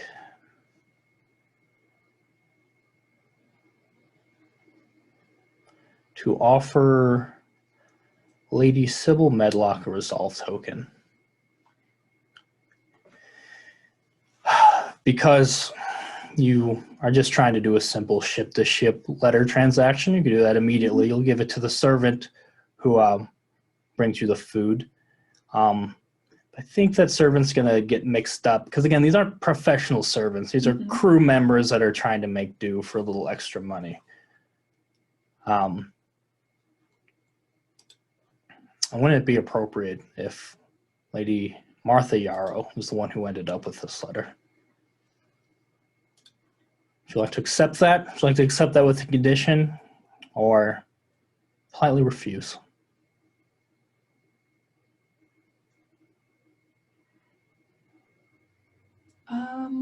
I didn't sign my name, so I'll accept that with the condition that she's not certain that it's me, although she probably has a suspicion. Okay. I will accept that condition. Okay. So you'll have an additional resolve token to use.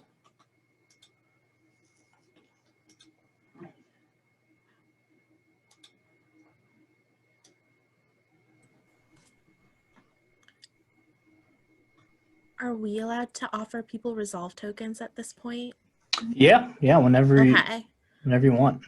Okay. Penelope's attendant leaves with the letter, leaves you momentarily, and you get a knock on the door, and should you accept it, it is Lord Webb paying you a visit.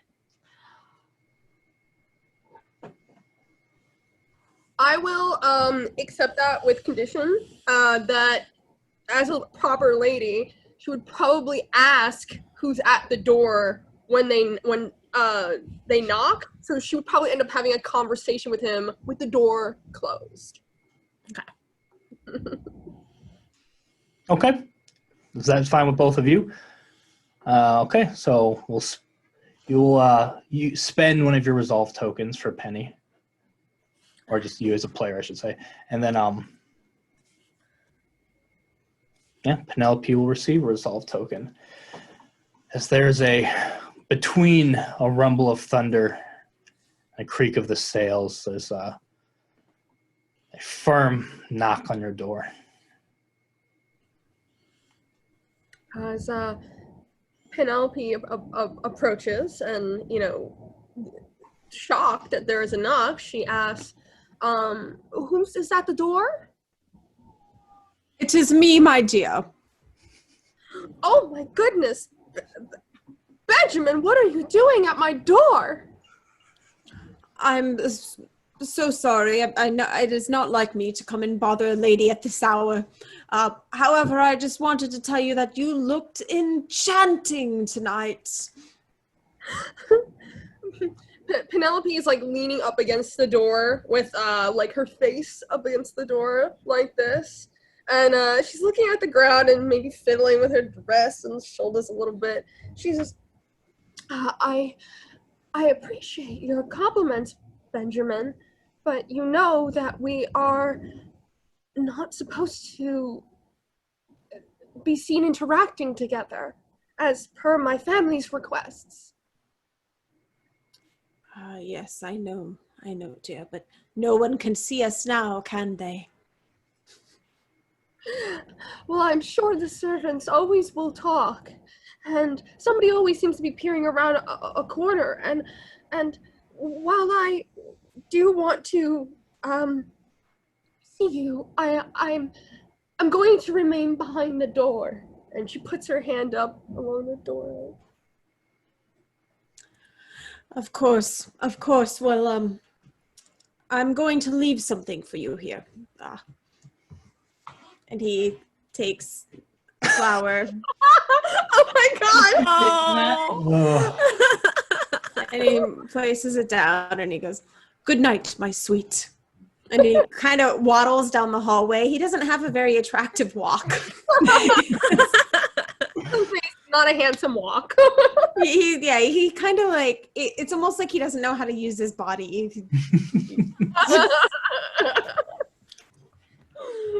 And she listens to make sure the footsteps have gone like down the hallway and around the corner. And because of course it's very inappropriate for a man to see a woman with her hair down and slightly undone. So she just creaks the door open just a sliver to see the flower on the ground, and she quickly takes it.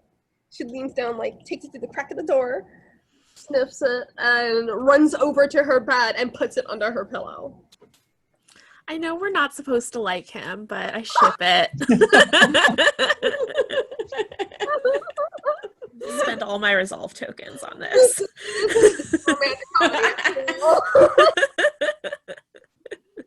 He might come around. No, he's trash. That is not the only knock that is received on a door. As Miss Foxglove, there is maybe that was a knock.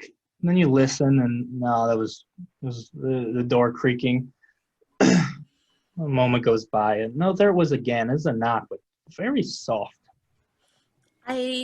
Almost as if the person doesn't almost wishes it wouldn't be noticed, but they did persist. They did try again. Foxglove is not as in tune with the rules of society.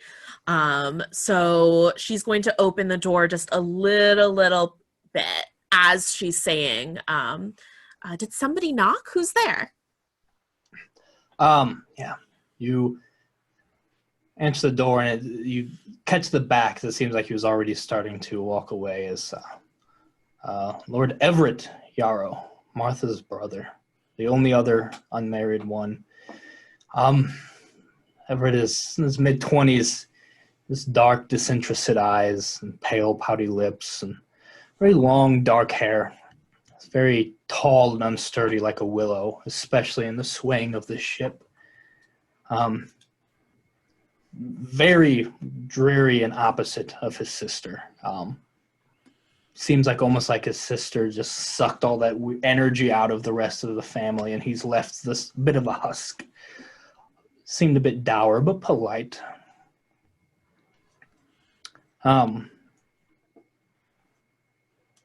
Excuse me, did you have the wrong door? I don't know if we've met. Oh, no. I apologize for bothering you. No one else supposed to. And you could tell he's just peering past you and really trying to look around in the room. Be out and about at this time, but you all Miss Foxglove, yes? Yes, that's my name. Pleasure to meet you. I'm Lord Everett Yarrow. I'll reach for your hand. She kind of looks. No, actually, no. I don't think she would check to see if anyone's looking. She'll just shake his hand back. Take it. And he looks at it for a moment. He also seems kind of awkward at this. He knows what he's supposed to do, but the execution's just not right there. And he's stalled just a second too much to where now it'd be weird to do the hand kiss thing. So he just releases it. Quite a cold grip. It's rather nice. drafty, but your hands felt quite warm. Oh, thank you. Yes, I often get compliments about how warm my hands are. Are you looking forward to this outing? I've heard so much about the good Lord Thornesburg. Have you heard anything? Not that I'm a gossip, but I just like to hear just if the information that I've heard others have heard as well, and that I can be prepared to make a good impression. With this, he straightens up just a little bit. What have you heard? I asked first. Fair. Well, I've heard, and not from the usual sources, that he's like you. Oh, has his family also made their fortune on invention and science? Yes. Oh, I'm so excited to talk to him about Dr. Foxglove's fired nude salad syrup.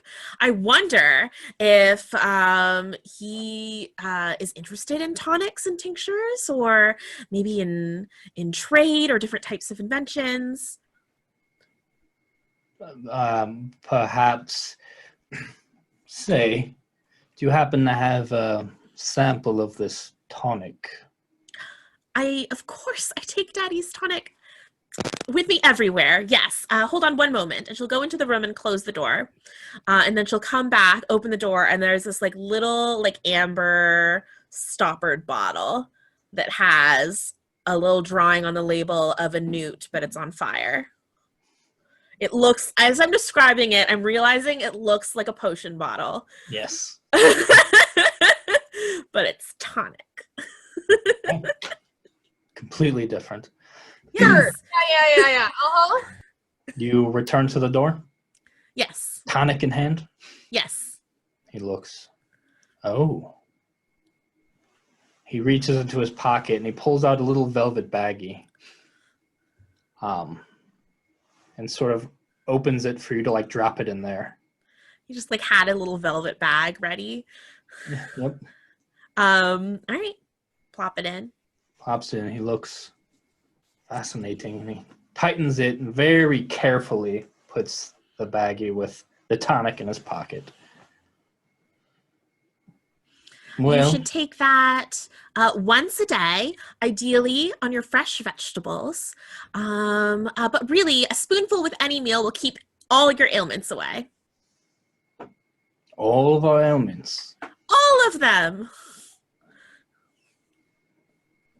Fascinating. If I'm being honest, you're the only one who's been really welcoming about Daddy's fire newt salad syrup. And others seem really judgmental or don't seem to want to talk about it for some reason.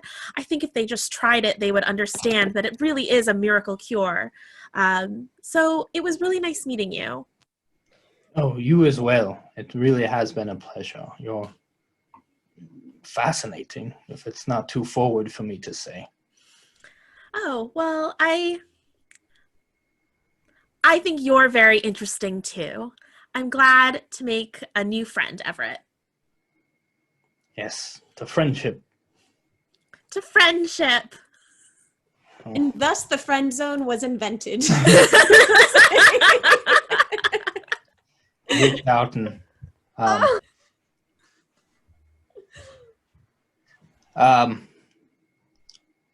take your hand, and I'll pause for a moment, and then you'll see he's not very deftly sort of fishing in another one of his pockets. What are you doing? I feel a sneeze coming on. If you'll excuse me. Achoo! And you can see he like flings some sort of bit of water off his fingertips towards you, and then looks. Oh, I take that handkerchief that I'd used to dab the professor before and just kind of like dab my face. Are you feeling all right?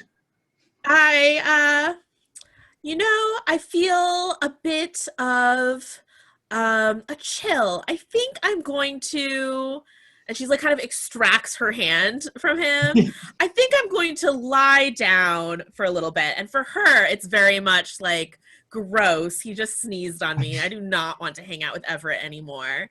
I'm actually very embarrassed, and now I feel bad about that. I'm sorry. Oh, no, that's okay. Don't feel embarrassed. I just, whoops, the door's closing. Oh, all right. You hear him sort of dragging his feet along. Did he just spray me with like holy water? He absolutely did. Penny's not bright enough to have picked up on that. Bless her heart. Lavinia. Yeah. I should take that back.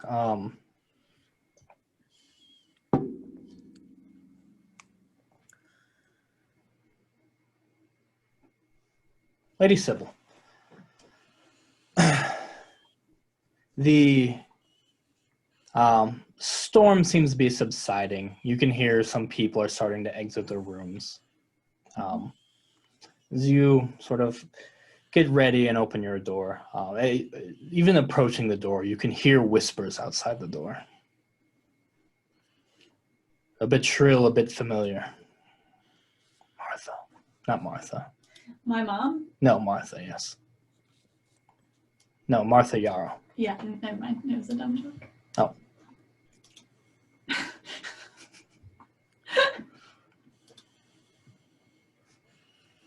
I'll listen to what she's saying.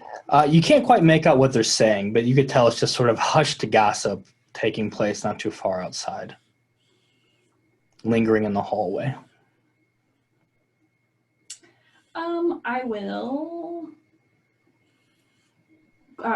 go and walk out. As soon as you walk out, her and her gaggle of friends immediately begin like they were also happen to be walking down the hall. And my Lady Yarrow goes, Lady Medlock, oh my gosh. You're coming out too then? Yes. Probably to get some fresh air after that dreadful meal, I'm sure. Yes, surely. It was quite exciting, but not necessarily in a way that I'm inclined to enjoy. Well, say I know you're not nearly as familiar with as many people as I am, but perhaps you could still help us with something, a bit of identification. Sure. Well, she puts her hand out, and one of the women's hands are a familiar-looking letter. I received this letter, and I just can't understand who sent it to me. It seemed a bit daft. They forgot to even sign it. Can you make any sense of it? She flips it and shows it to you. Whoever it is apparently is not interested in Lord Thornesburg. Interesting. And I know you are, right? I mean, he's a bit of an enigma, right? Anyone would be interested in that. And What are you most interested in about him? I'd like to get a look at what sort of man he is. You know, you can judge a person's character upon seeing them. Oh, yes, I'm very familiar with the technique. But nothing about the leather strikes you as familiar at all? No, as you said, you're far more acquainted with far more people than I am. Perhaps you have a better inclination as to who would have written it. Well, whoever it is seems quite chummy with Miss Sherwood. She's easy to be chummy with. True.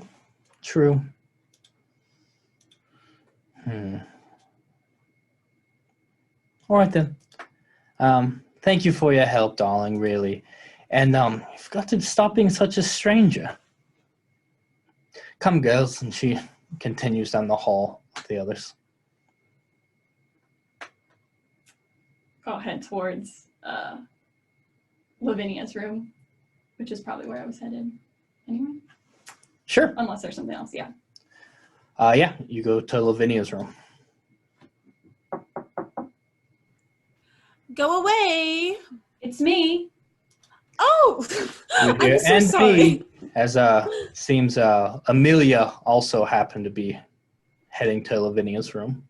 Is she... I know. Hold on. Sorry. Hold on for a second. Miss Griffith.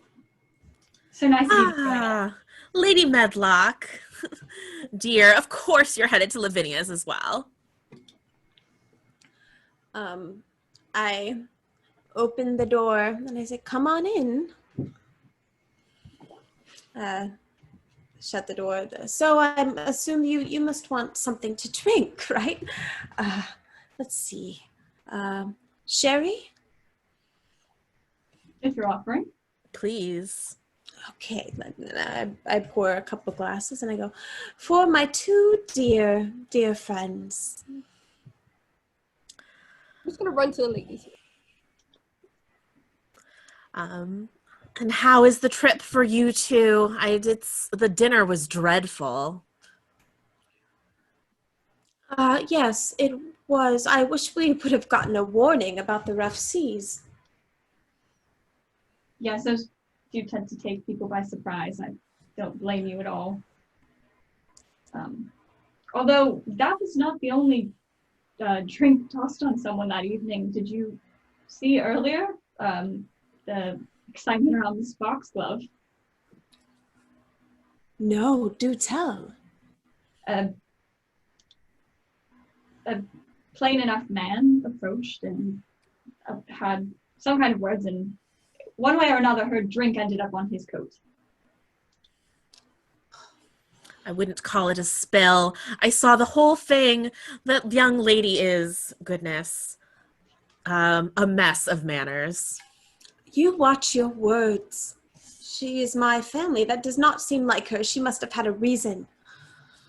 You know, men on boats, I've been told never to trust them. Wise words. Truly. Well, I'm excited to get the travel over with and reach the destination where the fun can really begin. Have either of you heard anything about our mysterious lord? I heard he has buckets of money.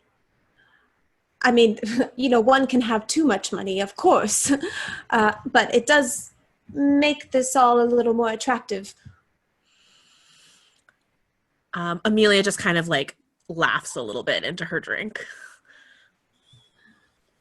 There is a sudden knocking on the door. Go away! It's the captain speaking. Oh. Hide your drinks. Hide your drinks. I'll just drink He the rest. kind of chugs it. Yeah. There's only one place I know how to hide a drink. I try to make sure nothing incriminating is out in the room. I answer the door. Hello, Captain. These are private quarters, I'm afraid. It's a bit crowded in here. There's a safety concern with the rocking of the ship and whatnot. Don't want any skulls getting knocked into each other. One of you will have to leave you, as she looks at Amelia.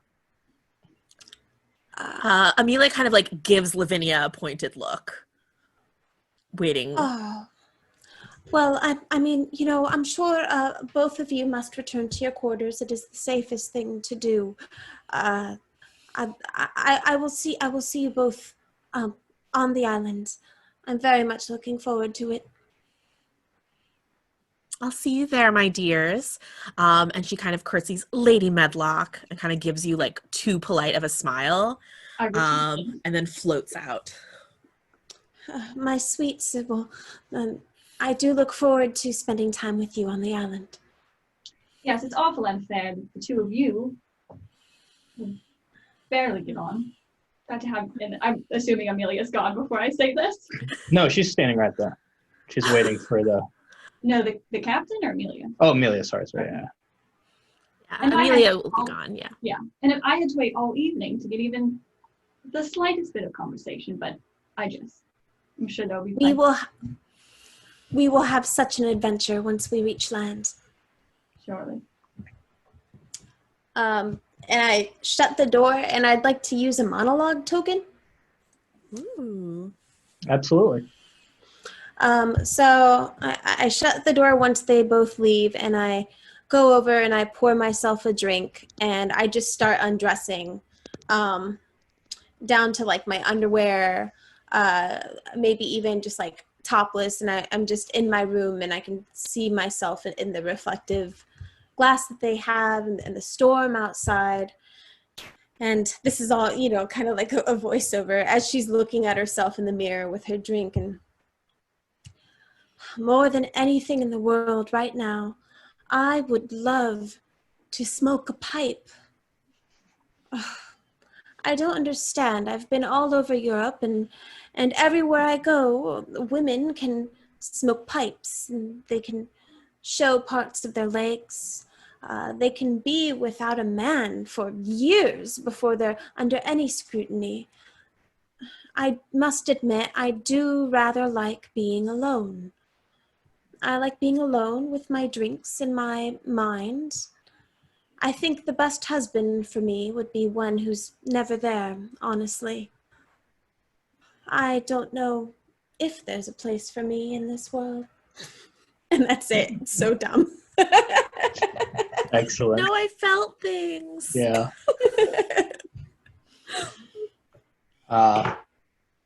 Lady Medlock, Captain, look at you. From now on, pardon my forwardness. I know you've brought a chaperone, but I'm going to need you to switch roles with your dear uncle. I don't want him stirring up trouble on the ship, and I've heard some things. Watch him. Of course. Yes. Pardon. What have you heard? Just from. He's making some of the guests uncomfortable. Um, And I'm sure you have the influence to keep him in line. of course. Of course. Let's consider it a personal favor to me. All right. All right, it is. Thank you for your forwardness. It's appreciated. Anytime. Then we return to Penelope with her flower in her room, probably hiding out there just a little too long while everyone else seems to be dispersing. There's a quick double knock on your door. But then they don't seem to wait for you to answer. Said they come right in. And I'd like to offer a resolve token to still have the flower in hand while our dear French twins make their entrance. Yes, but she quickly puts it behind her back. Of course. So yeah, there's two knocks. The door opens, pops open, and you can see the male twin, Leonard. You can see his foot out. He just sort of kicked it up with his foot, and he goes, "Oops." These things pops right open. Faulty craftsmanship and whatnot. And then Leonard just saunters up to you. "Yes, faulty craftsmanship. How are you, my... I'm French. How are you, my dear?" Penelope's definitely taken aback because she knows it's so inappropriate for a gentleman to find his way into a room. And she quickly, her hair has been done up again and whatnot. She put the rose behind her back and is as she's talking to him, is scooting closer to her pillow to try and shove it under there behind her back as she's addressing him. And, first she's slightly defensive and is it's quite improper for you to just come into a lady's room as such. Don't they have similar manners in France? Oh, you know nothing of French manners. And the sister looked at him. She's doing it as I am sure my brother, you did not hear us knock? The door popped open. We were lured in by, what is that fragrance? It is so flowery, beautiful. It must be the new oils I put on my, Oh, you must show me. I I was just telling Leonard that I am in need of new oils. Isn't that right, Leonard? She needs oils. What can I say? As he's just sort of looking around the room at this point. It was my mother's. She had come in briefly to lend me some. She had gotten a sample. At this point, Lena's just sort of looking at some of your things sort of already out on their sort of vanity area, quite forward. I did not know I was prone to inspection. Excuse me. No, I'm curious. I thought we were all friends here, yes? Yes, but to be looking around a lady's room is quite forward. Oh, you must excuse me. I'm sure you know our mother tragically passed, but please go on about yours. Penelope's just like, I'm dreadfully sorry for your loss. Clearly, I can see that you still yearn for the tender touch of motherly love. I do. I have my yearning only pales in comparison to the yearning others seem to develop around me. Come on, Leonard, let's go. She makes her way. And he goes, Sacre bleu, I almost tripped. And he bends down and picks up a petal that seems to have fallen. Oh, I see you. Penelope stammers a little bit, though. She goes, I see you found the flower that my mother had when she showed me the essence that I put on my décolletage. Okay. Au revoir. And he sort of lets the petal float down, and they take their leave. Penelope. And you hear as they leave, they both stop, and Lena curtsies deeply. Curtsy back. But my fan is stick out my tongue behind the fan. Like. No, she doesn't curtsy at you. She seems to curtsy out in the side of the hallway. Lord Webb. My, aren't you smelling fragrant? As they pass in the hallway. Back at Lavinia's room, though. Sorry for the change in emotion. I'm ready. As you're finishing your monologue, your state of undress, there's the same knock from before. I am... Is your captain again? Hello, Captain. There's no one in here. That's what I was hoping so. Oh. And I go and I just open the door, half naked. Her eyes get large for a second. She steps in and closes the door behind her. You know, they told me you were 30. I don't believe it, as she looks you up and down. Who said that? Oh, you know, they also said you're holding out on us. Holding out on you? Yes. So, if you'd be so kind as to quit taunting your dear captain, perhaps pour some of the good stuff, and I can show you what a 30-year-old actually looks like. She undoes the top button on her jacket. I would like to know, as I have no idea. And I go and I pour 2 drinks. Okay. So, as the evening progresses for all of you, some more exciting than others.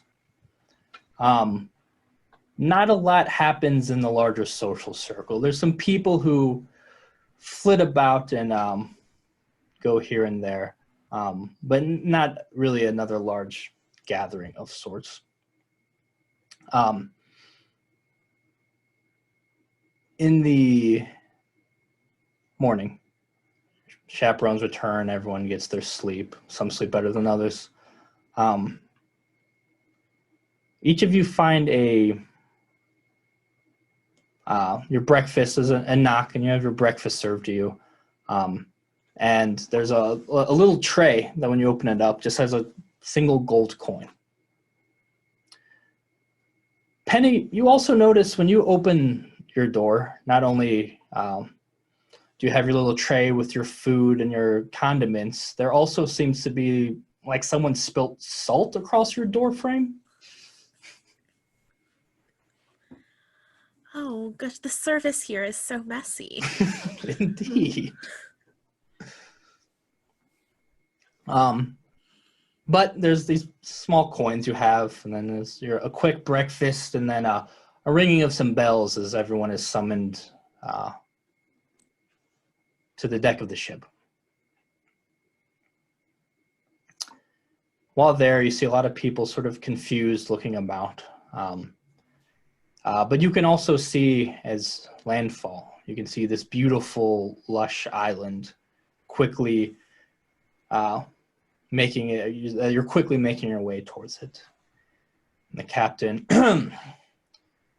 says, "We've arrived at Lord Thornesburg's island. Here is where those of you with a coin will be departing. Those without remain comfortable, as I'll be immediately returning you back." And there's some murmuring, confusion, some gasps. Some people with coins pulling them out, some people without just sort of looking confused about this talk of coins. All of you have one.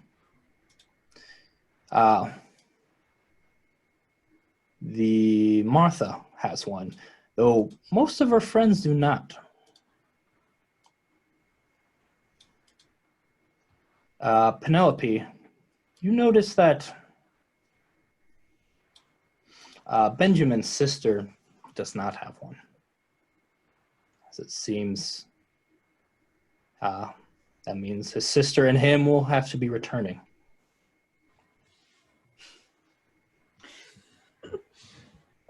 It's sad, but well, Penelope is like, she feels this like pang in her chest where she kind of hates that he didn't get one, but is also secretly relieved. A little bit at odds with herself, but doesn't let it show as best she can on her face. So as you compose yourself, glancing at them, but careful not to glance too much over at the webs. It's when you do spot Leonard Weatherford walk by and tuck a coin into the sister's hand. She just sort of looks at it and looks at him, and he goes, and he points at you. And as people start getting ready to depart, Benjamin starts doing this. Some of you will be making your way off the island as others say goodbye to their friends. And that is where we will be ending our first session of Polite Club. Oh my god!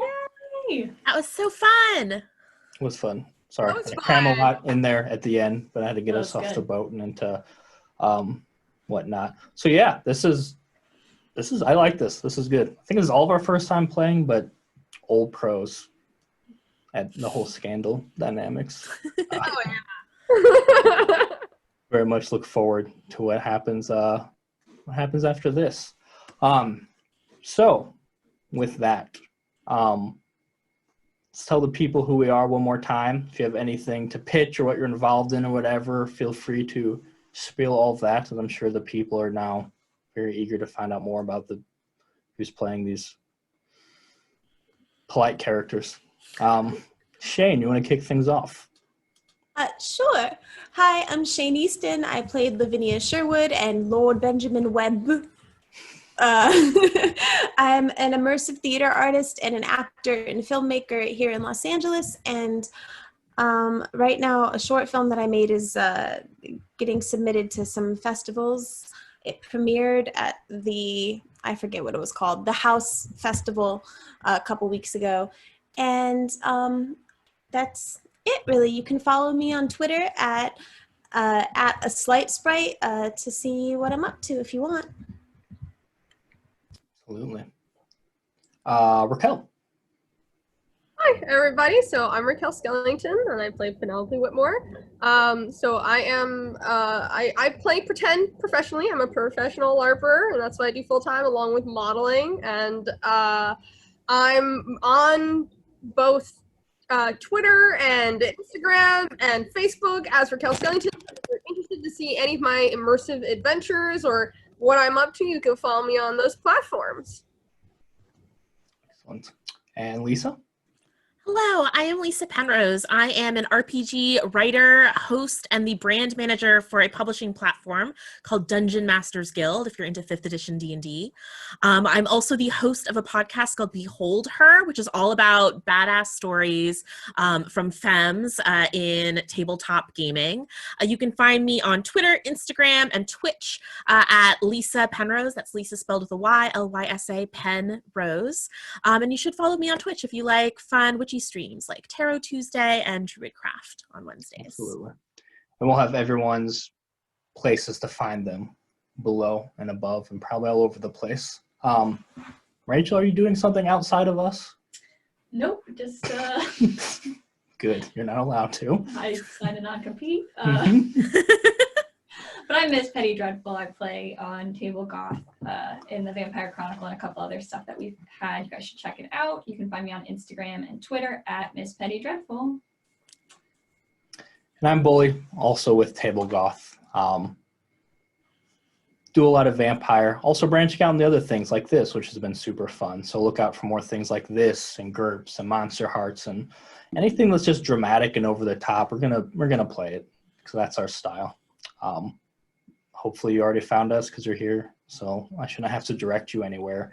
And yeah, I'm very much looking forward to playing more of this game with these lovely people. That is it for this session, though. So without further ado, farewell.